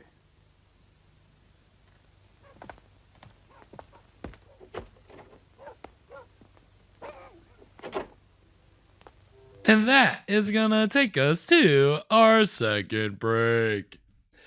So, what do we think so far, Evans? So I think our assassinated murder theory is just totally blown out of the water. Yeah, we're in a tailspin over here. Yeah, I don't know what is going on? Not really sure why the fuck they've used the word assassin 100 times up to now, and now they've decided to use the word murder. But I mean, again, was it something with the dubbing? Is it? Who knows? It is a. All right, you get one. You can say it one time. Maybe I don't know. We're gonna make it count. That was absurd. So we've got some science. A lot of science. A lot of werewolf science. A whole lot of werewolf science. So as we were saying before, you know, werewolf stories. Do you think this is like a mainly like a werewolf, or I guess other supernatural type things? You can either go more more sciencey or more just magic with it. Right. Yeah. There's a kind of a fine line, and I think they are totally dispensing with the magical and mystical elements and trying to explain it more with science. Again, very obtusely, right? It seems very like, I mean, it's just kind of slapped together. Did they say so? It's a pituitary condition. Is it genetic? Do you catch lycanthropy? See, they didn't say. Is it contagious? They haven't said whether or not it's contagious yet, but usually It is. Usually, that's the deal. Usually it catches on pretty quick. All it takes is a bite. It's gonna catch on quicker than the use of the word lycanthropus. Yes, well, I mean, yeah, I would. I think you're right about that. I mean, not as much as it did in that one scene. My goodness. I mean, all of a sudden, 3 times. And that was a long scene, by the way, but 3 times in that one scene, lycanthropus. Do you think the lycanthropus could be ... Like, all right, we get it. You guys are really pushing it. Got it. Is really trying to avoid saying the word werewolf. Yeah.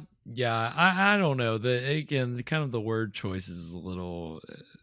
Is it the dubbing? Is it werewolf? Isn't sciencey enough. No, certainly not. Lycanthropus is much more scientific. Yeah, it sounds like the the scientific name, like it's like the Latin name for a werewolf. It does. Well, I think that's where Homo lycanthropus. Isn't that where lycanthropy, like, does it come from? Does it come from Latin? Well, anthro means human, right? Yeah, and is lycan wolf? I don't know if that's I think that means wolf. Yeah, I wouldn't know Latin, Evan. Come on, guy. I thought you were supposed to be an expert at No, but I mean, it is. I think that is where that word essentially comes from. But I've never. Tonight is the first time that I've heard it as the word for what the wolf person is, not just the condition that they have, right? Like they have lycanthropy and they are a lycanthropus. Like, okay, if that's what you mean by that, all right. I gotta give it to this movie. I'm sure if I don't remember anything else from it, I'm definitely gonna remember lycanthropus. Yeah, I mean that's gonna be my go-to word now, without a doubt. Anytime I'm talking about werewolves, you werewolf mean the is passé. I think you mean lycanthropus. It's at this point it is so overused. Yes, we've moved on. We know what lycanthropus. Obviously, that's what the cultured people call them. No, hey, I mean either way, whatever you want to call it, it's an interesting way to take it. It's an interesting direction to take it. Yeah, we're glossing over the fact that lycanthrope is already a noun. Yeah, I mean, lycanthrope. That's what it is. Because I lycanthropy, lycanthrope. Duh. Oh my God. We forgot. Finally got there after however long. Yes, lycanthrope. And that's one of the great, there's a great bit in Frankenstein Meets the Wolfman where this doctor is looking in a dictionary because he's trying to think of the word. And this like police detective is like, I can't remember what he says to prompt him.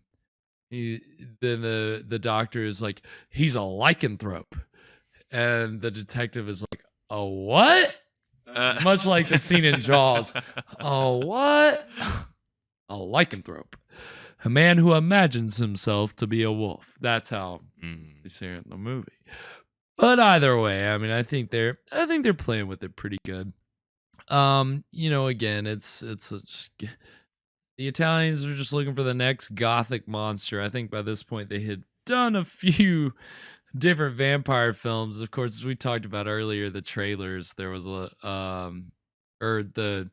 Italian horror movies that were distributed in America. When you have things like the Playgirls and the vampires, the vampire and the ballerinas, a lot of vampire stuff. So they decided to branch out a little bit here with an Adam Age vampire, of course, branching out here a little more with the werewolves. And the screenwriter of tonight's film, speaking of these other vampire movies, before this, he actually wrote The Vampire and the Ballerina. And so I think he kind of did just, like, all right, well, what can I do here? What else can I do? What else have I got? What have I got? Oh yeah, let's just do the same thing, but let's put Let's put in a werewolf and let's make it at a girls reformatory school. Okay, great. There Love it is. it. Boom, got it. Instead of a dance school, it's a reformatory. Yeah. No, I mean, hey, it seems like this writer, his name was Ernesto Gastaldi, and it seems like that was kind of, I mean, he wrote a couple of these movies that are similar. He also wrote a movie called The Vampire of the Opera, which and I believe those are the two trailers we're going to see during the break are The Vampire and the Ballerina and The Vampire of the Opera. And I believe The Vampire of the Opera trailer is the one that is in French. So you're not going to understand it. There's no subtitles. The main thing you is, might if you know French. Good caveat there. If you know French, you'll be fine. But there are no subtitles, but the imagery is what is worth looking at. Again, just because just the idea of gothic horror films, obviously, like we said, Hammer Studios was in England, big in England, big in Italy. In America, it's still the gothic horror films. I guess at this time, it was really what Roger Corman was doing with his Edgar Allan Poe adaptations. That was like as close as you were getting to, gothic horror out of America at the time. The monsters were being put, again, like we said earlier, in teenager plots and science fiction plots. Again, much like tonight's film, there were movies out of America that tried to take lycanthropy and give it more of a scientific explanation. So, it's it's kind of interesting, but most of these Italian films kind of had a gothic angle, and Gastaldi wrote a bunch of other horror films, a couple with Christopher Lee, The Whip in the Body and Terror in the Crypt. And obviously Christopher Lee was, I think that was the early 60s. So he was he was working all the time, but he'd shoot some Dracula movies in England, and then he'd go to Italy and shoot some, things. And then he'd go to Spain and shoot some horror movies. I mean, he was just bouncing around everywhere getting work. But Gastaldi didn't just write horror movies. He wrote sword and sandal films and adventure films and giallo films, which giallo films are a whole... If you haven't heard of giallo, I've heard of that. So giallo is a whole subgenre, which is... They're very stylized mystery and crime movies. That's more style over substance. Like a lot of times the plots are really elaborate and they don't usually make sense. Like there's a lot of red herrings and a lot of twists and turns and but it's all revolves around these very artistic set pieces with, again, like we've seen glimmers of tonight, really interesting camera work, really interesting shot composition, really effective lighting. But giallo films were I don't know that there are any giallo films that are in the public domain, but again, they're not quite horror movies. It's like if you take the supernatural or monster, whatever makes a horror movie, but you leave behind all the mystery and suspense and all the stylization of a horror movie, like trying to make things really big and stylized, then that's what a giallo movie is, basically.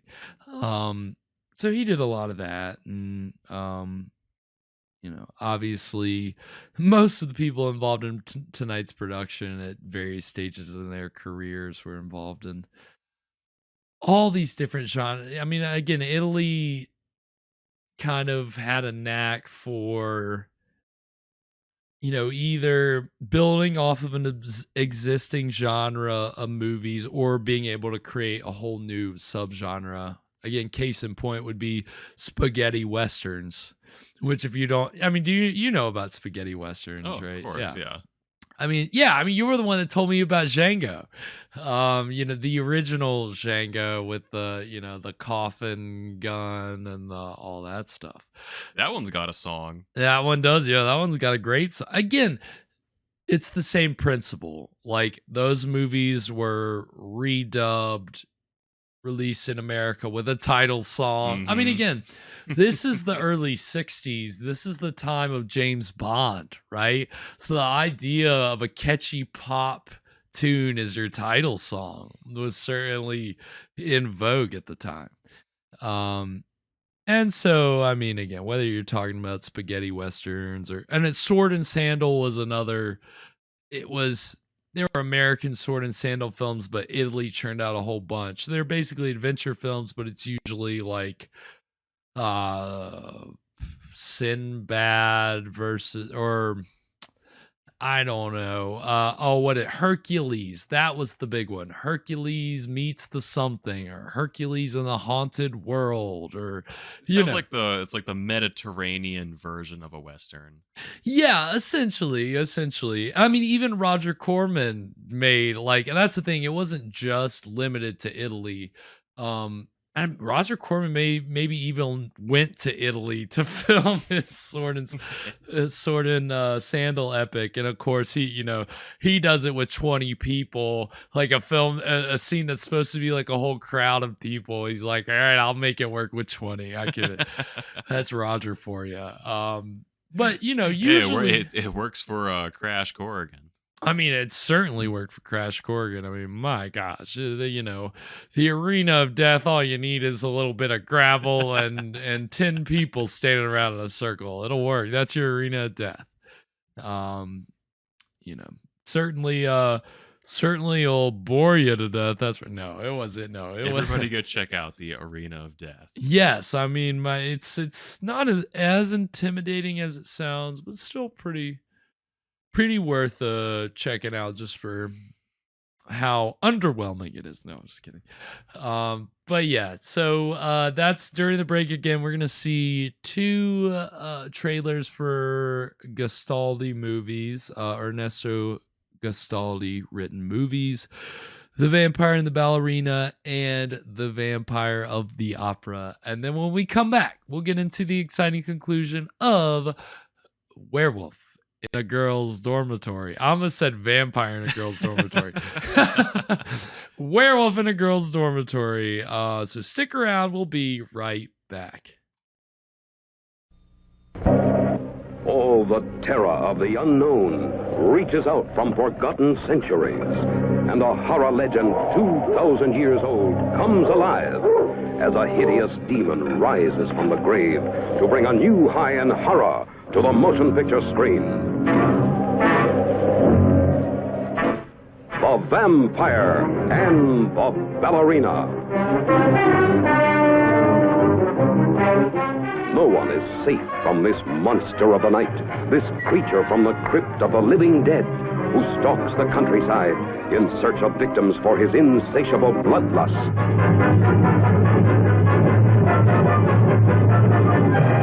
The Vampire and the Ballerina. Into the evil domain of the Vampire King comes a company of beautiful dancers.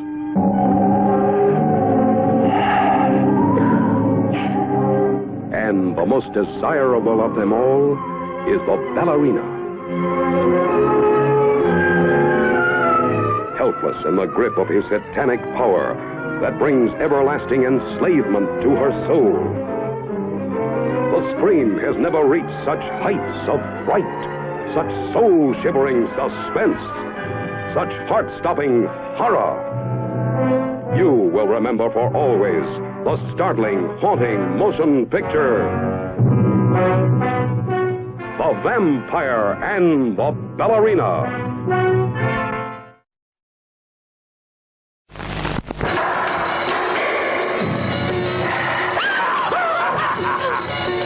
L'orgie des vampires.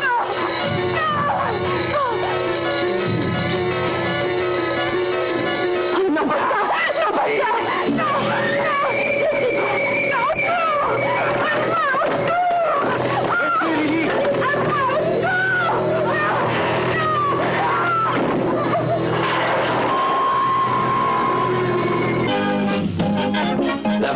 la plus extraordinaire, écrite sur la réincarnation d'un homme. D'un homme trahi par une femme. Ouais, cette fois-ci, moi je serai contre toi. L'orgie des vampires. Du fantastique à la terreur.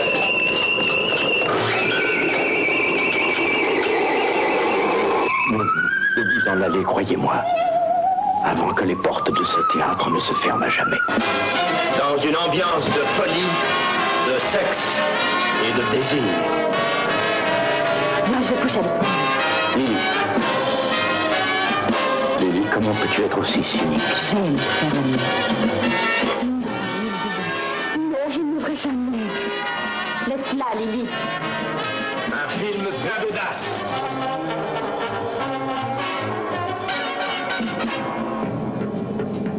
Des filles belles et perverses.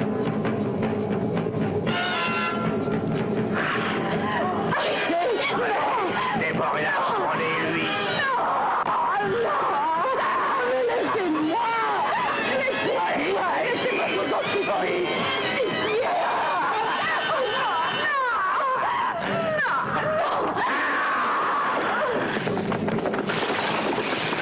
Ne manquez pas de voir le plus envoûtant des films terreur sexe, l'orgie des vampires.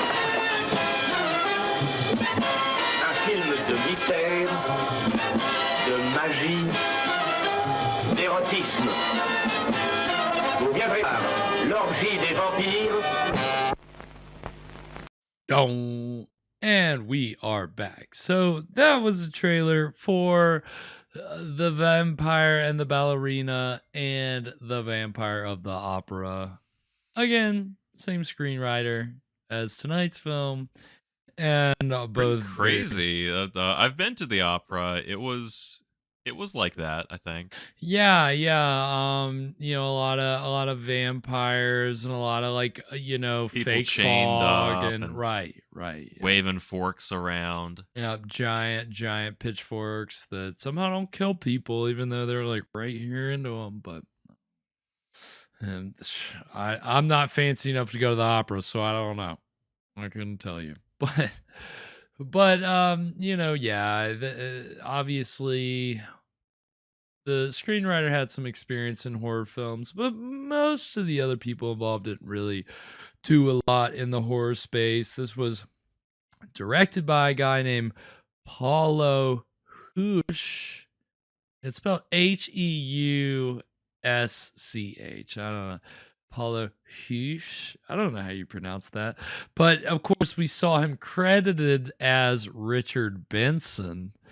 And the screenwriter said that was common practice for Italian productions, that the producers wanted it that way. Like, give yourself an American pseudonym to put on this so that it's easier to distribute. Apparently, one of the first films that came, horror films that came out of Italy at this time, in like the Gothic horror revival, they had the Italian name of the director listed. It didn't do well, and that's why they said it didn't do well, was because people just wrote it off because there was an Italian name for the director.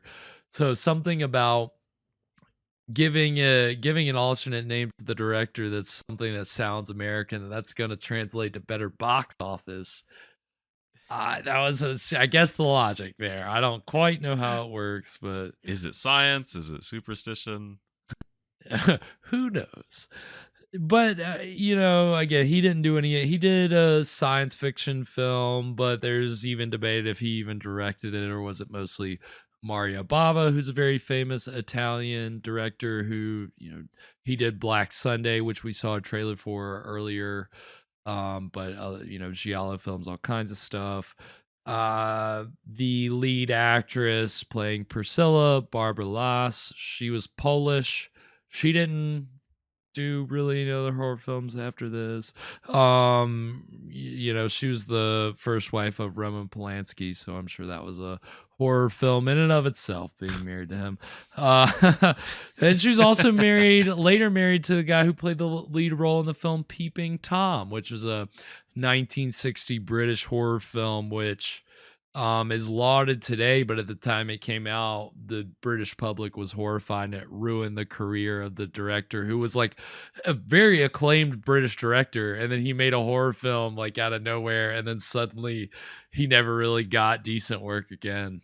And but the lead actress in tonight's film was married to the lead of that, Karl Bohm, who was German. And so the actor playing the director of the Reformatory tonight, his name is Kurt Lowens. He's German, so there's a W, so maybe it's Lovens, Kurt Lovens. No, Herr Lovens. Yeah, Herr Lovens. Not quite sure. But he was German. He's got a very interesting. He was a Holocaust survivor who actually worked with a Dutch network of rescuers to rescue like over 100 children. Wow. From the Nazis during World War II. Wow. And very interesting story of his life during World War II. So Kristallnacht occurred during his bar mitzvah. So that was an interesting, while he was studying for his bar mitzvahs when Kristallnacht happened. So it's pretty eventful time to become a man.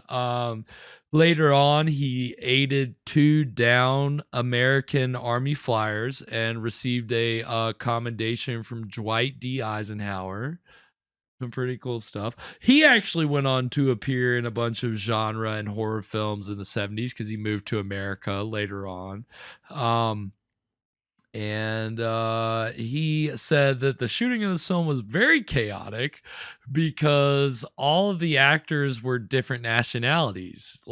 So they all spoke different languages. So some people were speaking English, some people were speaking Italian, French, German. Had a Tower of Babel situation. Yeah, so it was apparently just chaos on the set trying to deal with that. Like, most of the filmmakers are speaking Italian, all of the actors are speaking different languages. So trying to get this movie done was probably a pain in the butt. And he ended up passing away in 2017. So what a story. I thought so I was like, I have to mention person. that. Yeah, that's incredible. Seriously. And of course, Werewolf in a Girl's Dormitory tops it, but he's also in movies like The Hindenburg.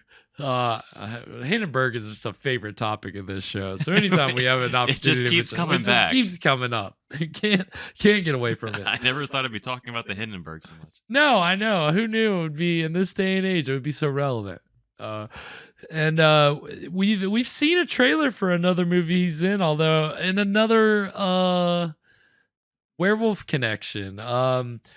He was in a movie called The Swiss Conspiracy, which we saw the trailer for back when we watched Moon of the Wolf, because it stars David Jansen, the guy who played the sheriff in Moon of the Wolf, which, if you haven't seen that episode, you can go to our YouTube page, check it out. Moon of the Wolf, pretty good TV movie, because it was a TV movie. But this is not. And as you can tell, the production values have been great.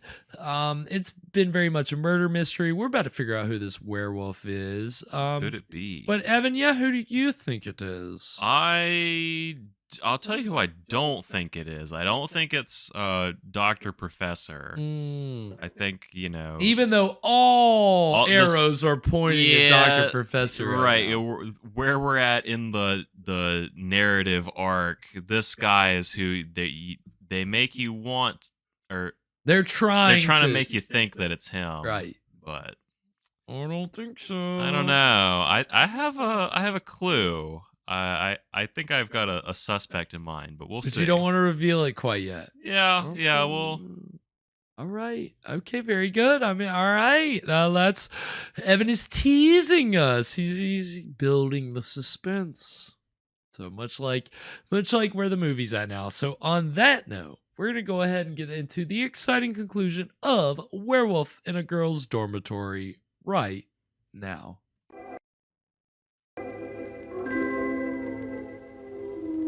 Oh my god. Who even is this? New character. New character. 2/3 of the way in. Well, somebody else has to get attacked.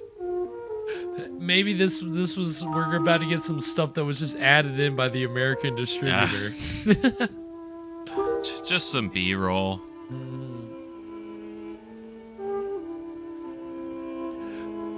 Oh man, I thought we were finally gonna get the Werewolf in the Girls' Dormitory.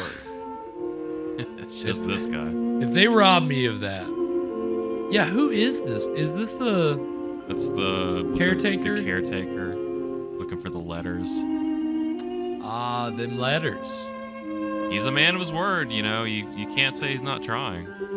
Well, you know he's getting paid a pretty decent amount from this guy. I mean, his name is Sir Alfred. So he is obviously rich. What? What? Oh my god! Oh my god!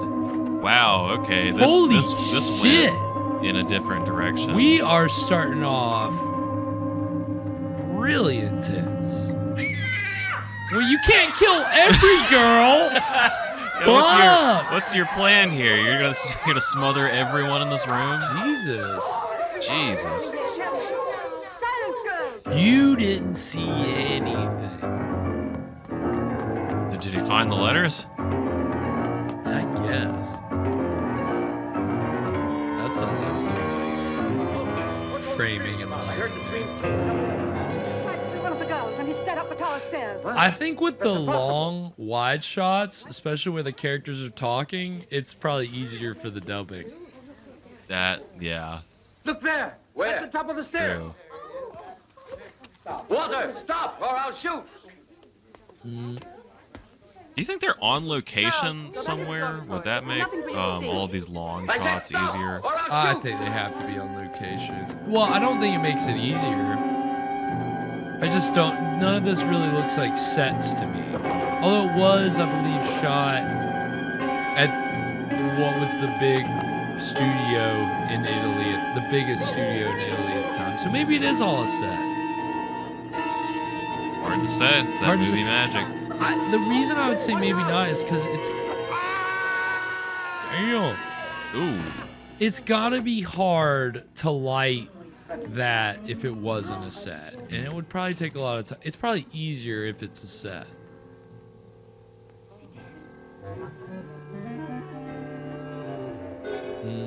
Uh-oh.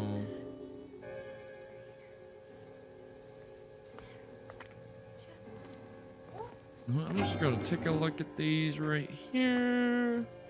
These letters, man.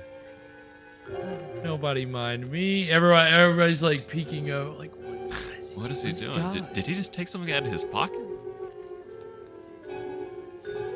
And nothing he's putting it in his pocket. It was nothing. Well, there's nothing more to do.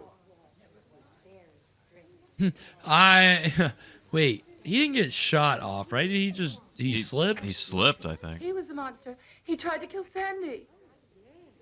Enough of that. Miss Leonora, get them all inside. Go on, girls, enough now. Go on inside. Break it up. Break it up. Go back to bed. He's not going to smother anybody else. Now, please, go on, Tommy.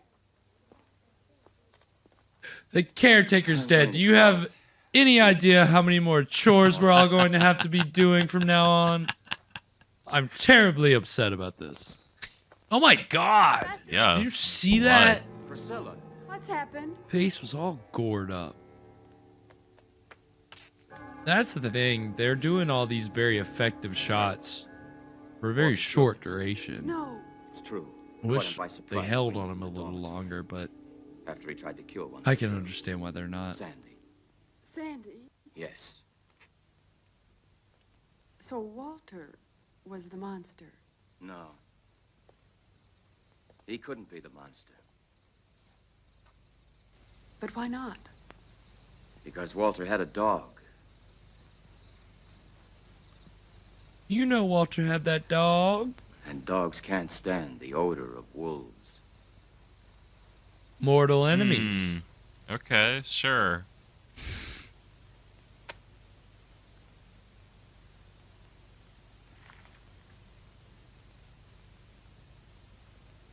This is appalling, Sir Alfred. Put these here.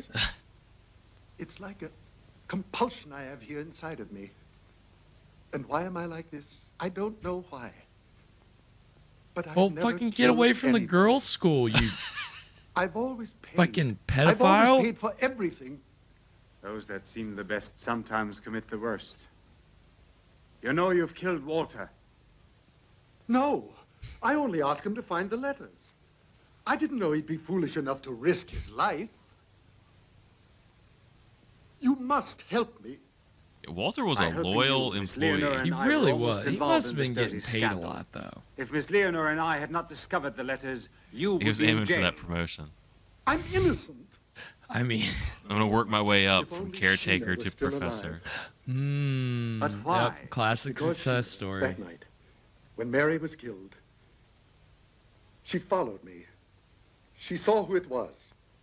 Don't invent these absurd stories. There's no need for it. I have no intention of denouncing you. I haven't had a moment of peace since Sheena died. It's as if I had killed her with my own hands. If only I had the courage to kill myself. But she Oh my knew. God. She Sheesh. knew. If she knew, why didn't she speak up? I don't know. Maybe she kept silent to blackmail me.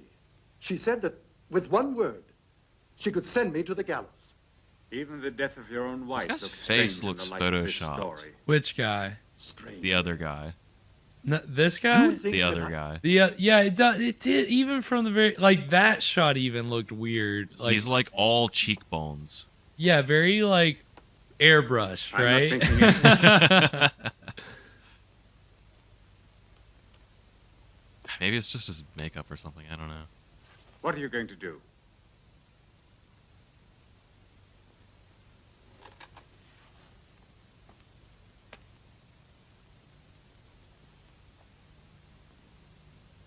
What will you do?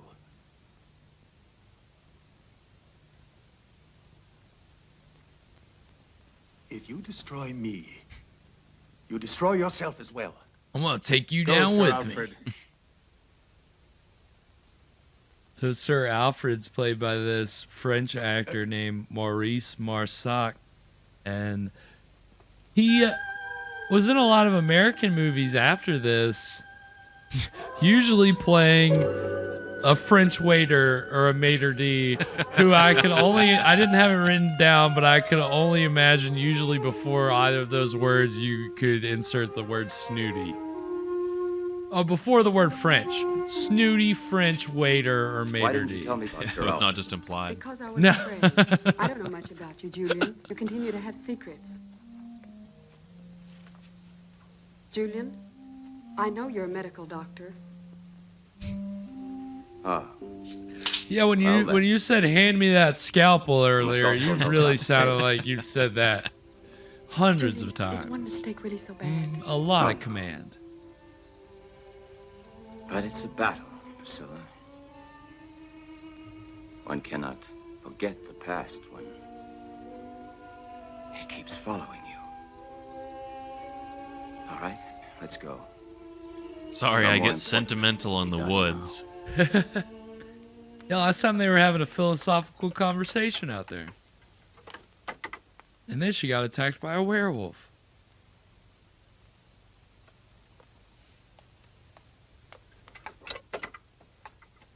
Don't you know anything? Why wolves are attracted by philosophical discourse. Ooh! It's too good, man. It's too smart.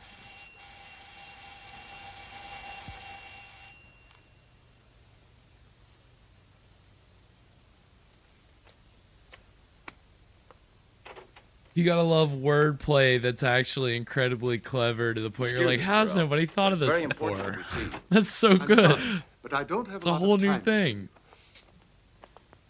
Please.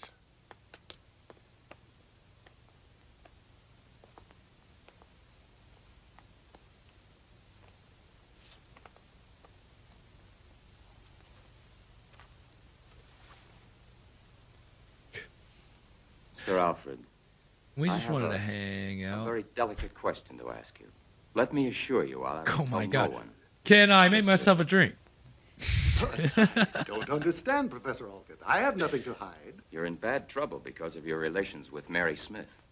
How dare you, sir? The letters. Oh, Sir right. Alfred, that is not The point. evidence. I want to know exactly what happened that night you met with Mary in the woods. Professor, are you accusing me? Do you have any proof? I didn't say that. Don't put words But in my I mouth. wondered if you'd come with me to the police. The police? Yes. I don't doubt your innocence. But there are some facts that have to be cleared up. I don't have to defend myself. You're crazy if you think that You I must had... believe me, don't What are all these dog We don't want a statues back scandal. here? Do you see this on the mantle? yeah. And what I can only They got the- imagine is an urn full of dog ashes in the center. Got the whole You series. have nothing to hide. Why are you afraid? All right. Perhaps I was wrong. So we had a relationship, but that's all there was to it. There's no reason to believe that I would murder her. Excuse me, will you, woman, please? I'll go get the letters, and you can see for yourself.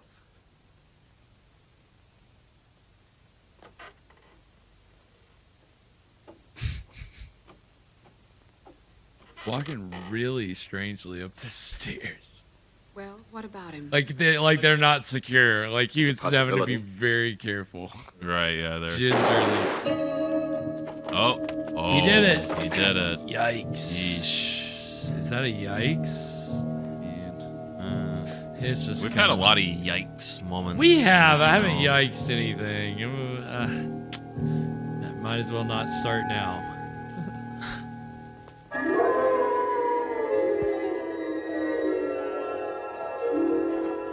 What? Is that the German shit? Yeah.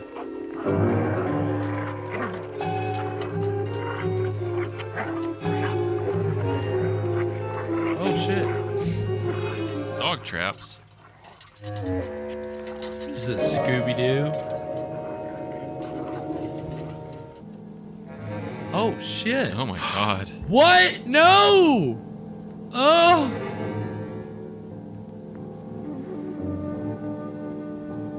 Sad. Yeesh. Sad.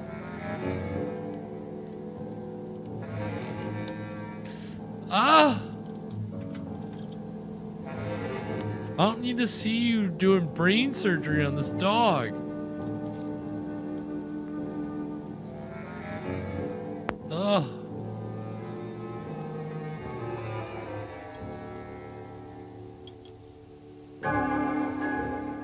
Oh, we got a lab? We got a whole lab set up going on here?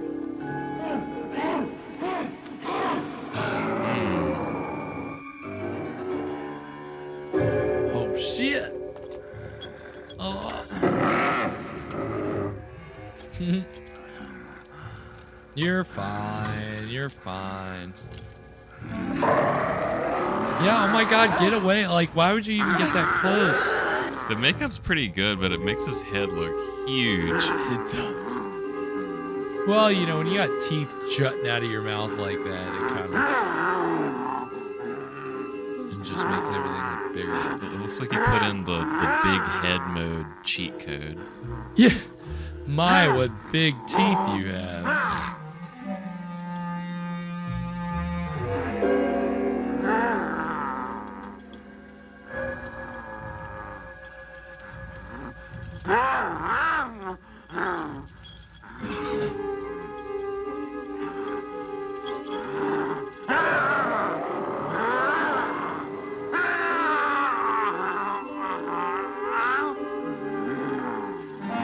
Now you're totally immune to COVID-19. Ah! Jesus. I don't understand why she was getting so close to him. Those chains aren't really doing their job. Obviously not.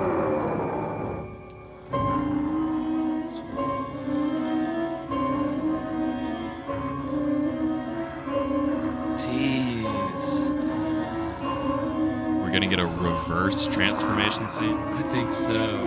God, dude, werewolves are fucking scary, man.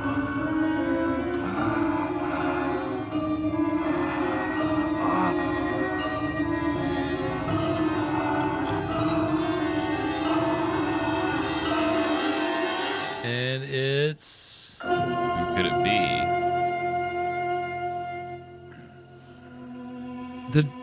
It's the director. Yeah. Yep.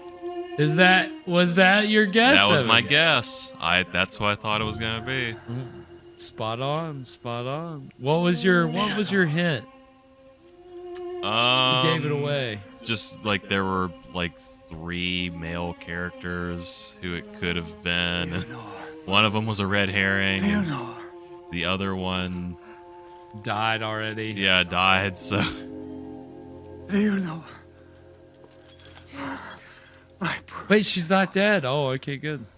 He just It's necessary to have a second cut her up a injection. little bit. I know. Oh, darling, please, let us finish the cure now. No. Better that you leave me like this. I wish that you hadn't been late that night. I arrived too late. Probably at that moment, Mary was escaping in the woods and might well have seen me come here. Don't have remorse now. You don't know what I've done. Leonor, you're thinking about Sheena Whiteman. How did you know that? Sir Alfred told me that Sheena knew who Mary's murderer was. I was so frightened. Sheena and Priscilla saw each other in the forest. I saw it through the window. Sheena must have seen you kill Mary that night. You must know I was forced to do it. And she recognized me. Yes, Oh, all the bad I've done. but we must fight back to save you, because without you, I don't exist. And neither does this girl's reformatory. The second injection. You know I'm not a murderer. You better hurry up and give him the damn second injection. I don't know what you waited on. So. Oh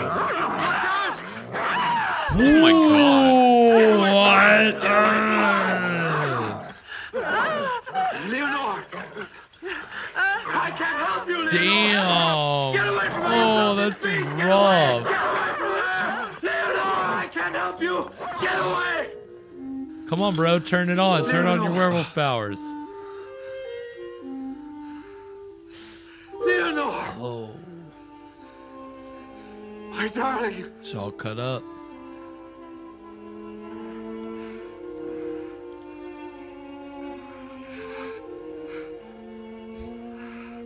The key. Ah, she don't look that bad.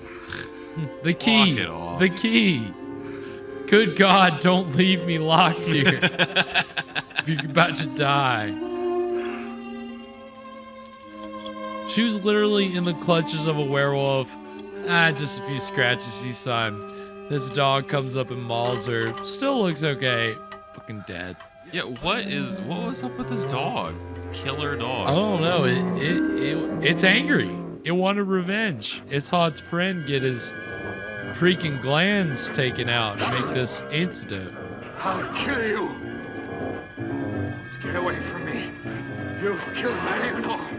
I'm gonna beat your brains out! I'll kill you! I'll kill you! Jeez. We're gonna give you a... Yeah, well. That's a lot. It's Yeah. a lot. I don't... Oh. With him that night in the guardhouse. Sheesh. So what? And now? I thought that was gonna be the ending. Oh, thank God it wasn't. Tell us, Chris. Is it I'd have because you're been making fun of the pissed. professor that you're being so very uppity about it? Don't listen to her, please. Hurry up. Shh. Here he comes. Here he comes.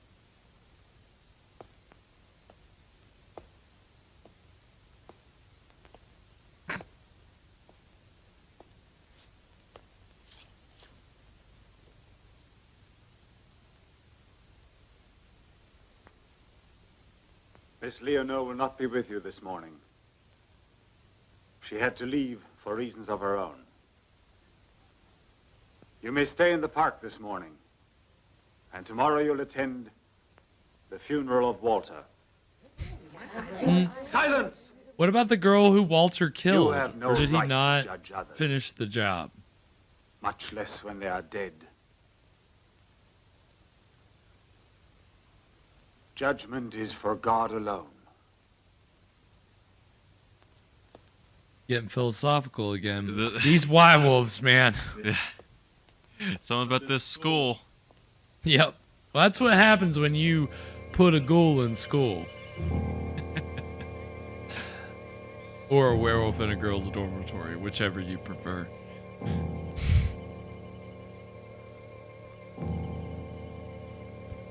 Be calm. After all, he got what he deserved. No!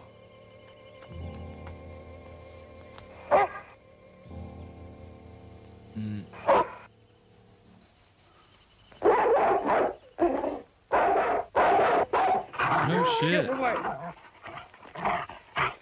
Get away from here! That dog was pulling her. Jeez.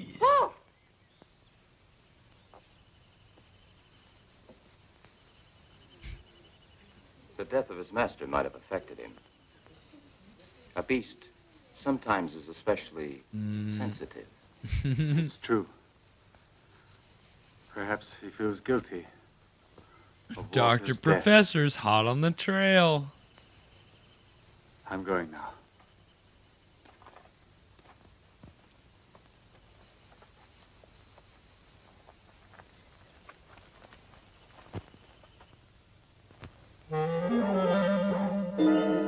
It's not even a full moon. What are we doing here, fellas? Come on. You gotta think about it. Nope. That's not even gonna say it. Whoa. You think we're like a big round meatball. There, I said What it. are you doing? I said it. Leave me alone. You gotta give these a talent. They appreciate a good rip and everything, you know. The meatball is full tonight. Yep.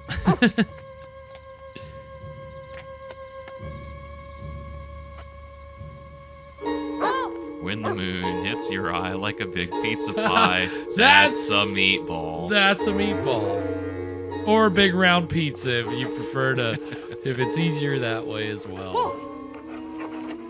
What are you looking for?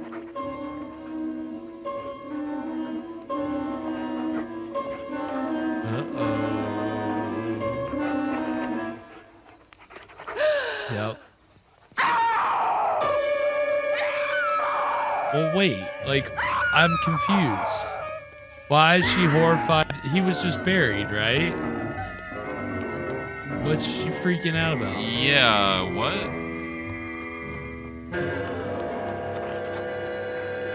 Maybe this got lost in translation in the re-edit. Over in the woods. It's terrible. It's terrible. Happened? What have you seen? I've seen a corpse. It's Walter. What are you saying to me? You're imagining things. No, I've seen it. It's not my imagination. The dog led me to it. Wolf. A dog? I followed him. Oh. So somebody else is in the grave. Oh, he put the Leonore in the... Still in shock from that night. Come inside. I'll get you something to drink. Smart. That's why he's the director. All right. I'll go and phone the police. But if we find nothing again this time... Come in. But if the body of Walter is buried in the woods, who could be buried in the cemetery? Oh, shit. Oh, God, no.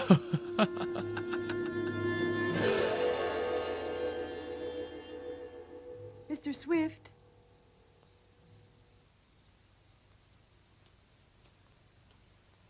Mr. Swift, what are you doing? Can't you hear me?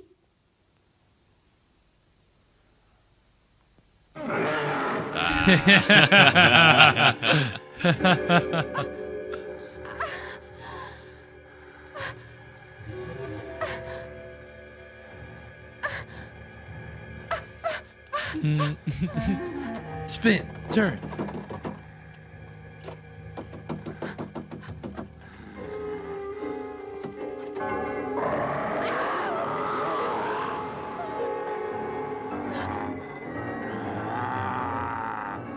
I mean, come on, Leonore got out of it pretty good. She got killed by a dog, for goodness sake. Yeah, it is pretty gruesome. You fool, silver bullets. I'm gonna hug you to death. Ah, yeah. Girl squeeze.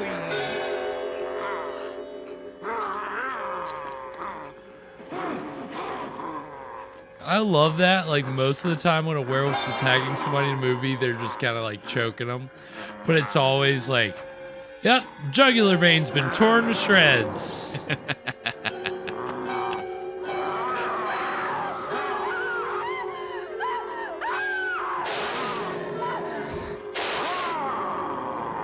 Did he not shoot earlier? What, did he miss? He kind of ran in. He must have missed. Bad shot. Missed and gets attacked by the werewolf. I mean, again, this has been a mostly science-based movie, so I guess maybe we don't need silver bullets here. Your cocktail is totally irrelevant, Evan. Oh. all this alchemical knowledge wasted.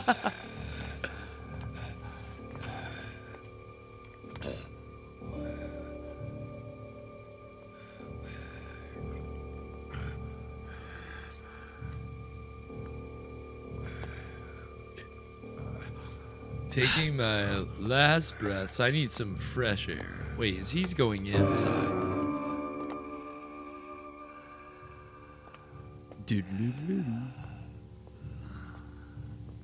Yeah, it really is pretty good. Yeah. I mean, again, I'm sure the budget wasn't anything crazy. The teeth are really good.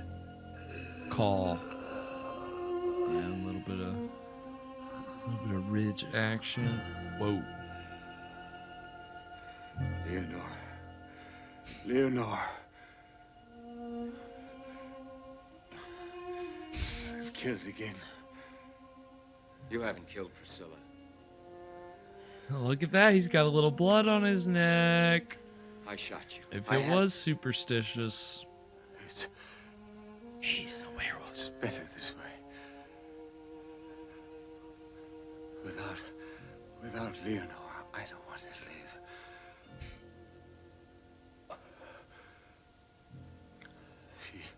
She was with me always. Okay. Tried her best. Yeah, protect the tiger is not quite the lap dissolve process that we get in The Wolfman. Mary Smith in the woods. I do think it's interesting that the transformations that we have had in this one, they've both been reverse transformation.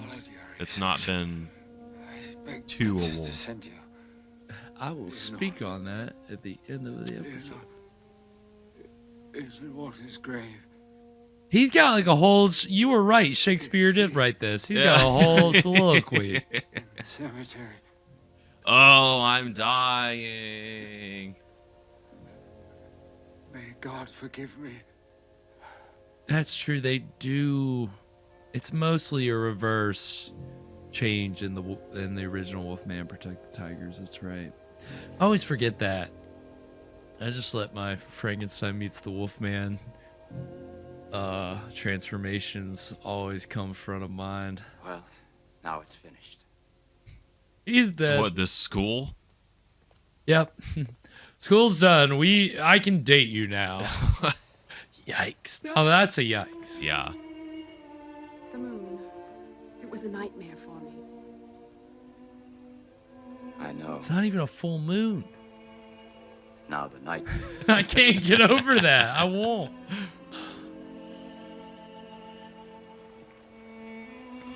That is an odd fountain.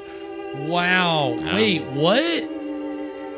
Obviously, these credits should have been at the beginning. We need more ghoul in school. What is this orchestral bullshit? I can't. Oh, my novelty song, damn it. Oh. Wow. Well, that was Werewolf in a Girls' Dormitory. So, what did we think, Evan? You know what? I was really pleasantly surprised. I thought that was a pretty good movie. Again, it was a cut above what we're used to with that kind of a title. You're used, you would expect. I was not expecting this going into it. Right, more of a B movie exploitation film. This had some high production value, some, you know, really good cinematography, lighting, decent makeup for the time. Really just, again, yeah, Protect the Tigers pointed out, like, you know, it's really not too shabby. And I mean, again, does it compare with the Howling transformation? No, not at all. But that's one of the greatest werewolf transformations of all time. This, you know, they went with that reverse lap they didn't do lap dissolve. They literally just were cutting away, but it was like you pointed out, Evan, it was a reverse transformation. And that was the thing that the actor playing the werewolf, Kurt Lowens, said, that they shot it in reverse, where he'd have the full makeup on and then they took off little bits at a time. And he said that the whole process took over 3 hours. So it didn't translate on screen, like, but that's the same way that as Protect the Tiger said, the OG Wolfman, the way their transformations go, I mean, it took like definitely over, it maybe took 5, 6, 7, 8 hours to get Lon Chaney in this makeup. And then you're taking off bits at a time, and it only translates to like 3 or 4 seconds of screen time. You know, so you're spending all day on something that's ultimately gonna be just a few seconds of screen time. That's classic Hollywood filmmaking for you. When do you start getting the forward transformation? Well, even Frankenstein meets the Wolfman, the kind of revolutionary way that they did it, and like really the first time that you see it full on, the character played by Lon Chaney Jr., Larry Talbot, has been resurrected, because this is a sequel. He's been resurrected. He's already turned into a werewolf once. He's found on the street with a big gash on his head. He's taken to the hospital. He's treated at the hospital. Full moon comes up again.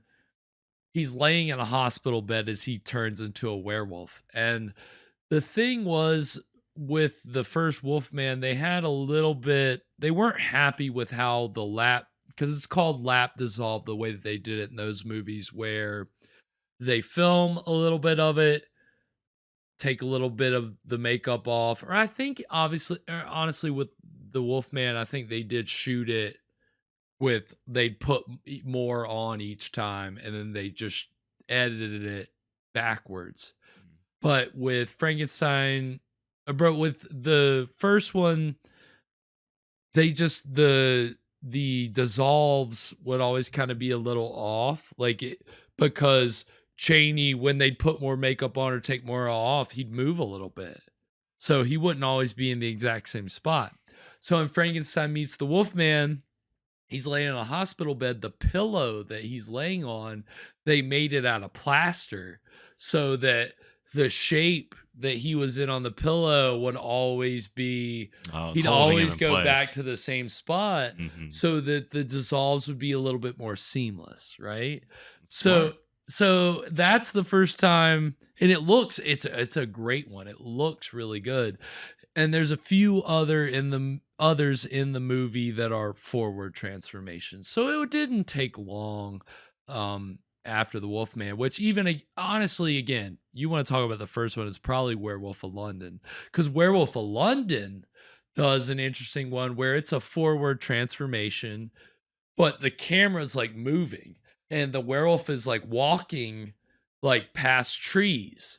So each time that he passes a tree, he's a little more transformed. Very cool. But it's a process shot. So it's like they rear projected the background. It looks really weird, but it's still a cool transformation. It still is effective. And I think that movie has more than one, but that's the main one that I remember.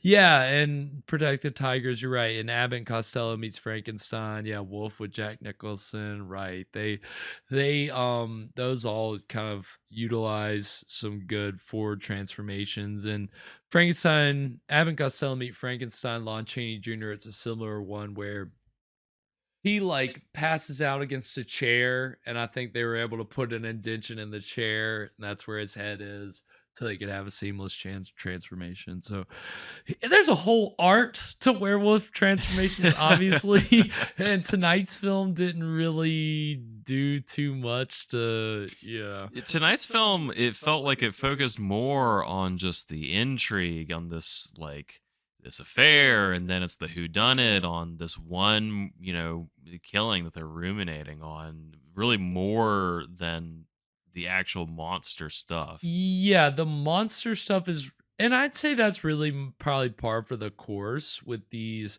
Italian horror movies, is that the American distributors are always going to sensationalize the monster elements, but those really may just be a small part of the movie, which is mostly predicated like on, as you pointed out, on mystery and suspense, but also I think very much on atmosphere, right? Mm-hmm. Like, I think that's really what all the Italian horror films, I shouldn't say all, because it's not like I've seen all, but most of the Italian horror films at this time, that's what they bring to the table that you're not getting in B exploitation American films with similar titles at the time, is atmosphere.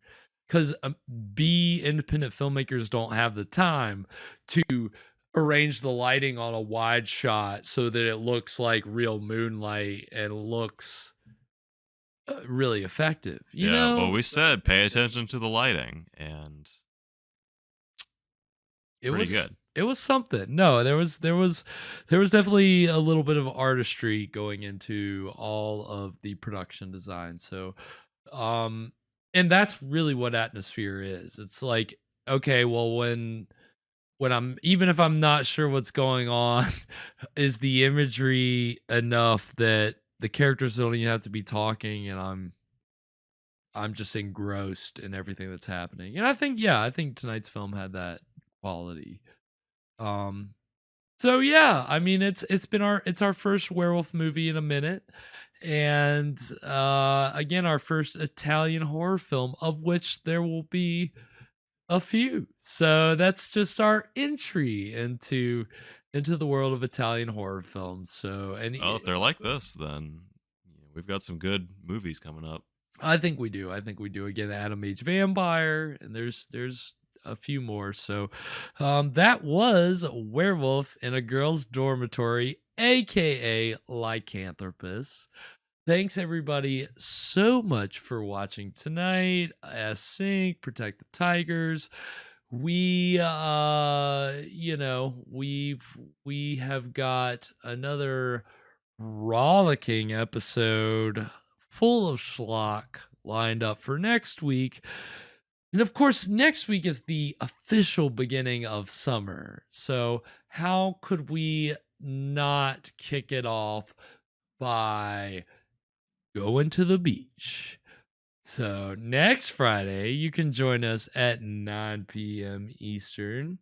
We're going to be taking a trip to the beach where we're going to meet the Beach Girls and the Monster. From 1965. This is a cheesy B American film, and it will be right on par with everything that tonight's film was not. Like, it will be, there will not be our artistic lighting. It will be very cheap. It will be very like tonight's film was schlocky in the respect of bad dubbing, American exploitation tactics to what is really a pretty classy thing. So that's schlock in its own respect, right? That you actually have a classy film, but the Americans schlocked it up. It's just like schlock, but it's a layer removed. Exactly. So next week's film really gets us back into the territory of pure schlock. and again, it's like I said, very much we're going to the beach. It is. Can we get the title just one more time? The Beach Girls and the Monster, and it's from 1965. Please tell me that they do a surf rock song, because that just also sounds like a band. Yes, composed by the son of one of the most famous crooners of all time. And I'm going to save that little tidbit for next week. So that's just to reel you in for next week. That's got a few songs in it, because it's a horror movie, but it's also a beach party film. So we're talking about exploitative elements at the time. This was a whole genre that was it still hot in 1965? We're honestly getting to the tail end maybe lukewarm. We're very lukewarm with the beach party films at this point. You already had, I think even by the time you get Beach Blanket Bingo, we're already on the downhill. And so, this is, even the I shouldn't even say most acclaimed beach party films come from American International Pictures, which is the big exploitation cheap movie studio that was doing Roger Corman movies. They were making the Corman Poe movies, but they were also making so much cheap exploitation. But they were the ones responsible for most of the beach party films, but they're not responsible for next week's film. It's even more of a lower rent operation than that. So we're getting super indie next week. So very much back to our schlock territory. So please join us next Friday at 9 p.m. Eastern for that. See Protect the Tigers. Yeah, that is right. Like, all those films are very much of that era. There's something about the late 50s, early 60s that was just a breeding ground for schlock. Whether you're talking about horror movies or even beach party films, qualifies their own brand of schlock. So please join us next Friday at 9 p.m. Eastern for that. Of course, you can join us this next Wednesday at 9 p.m. Eastern for the next installment of Undersea Kingdom. It'll be chapter 4. And I don't remember what it's called. Revenge of the Volkites. Look at that, Evan. Steel trap. Revenge of the Volkites. Yes, which, if you don't know what those are robots. So if you want to see some very athletic naval school graduates fighting robots, you can join us next Wednesday at 9 p.m. Eastern for that. Of course, you can follow us over on all the socials at Scream Stream Show. Go check out past episodes of the show on YouTube at Scream Stream Live. Full episodes there. We got them all. We've done, this is our 53rd movie tonight. So we've got a whole slew of movies for you to check out. Movies, TV, shorts, cartoon collections. Yes. Oh my God. The cartoon collections are hot right now. Go check those out. But at Scream Stream Live on YouTube for that. Of course, you can find me over on Twitter at Spakenstein, Mr. Evan Sink over on Twitter at Caligari Cursed.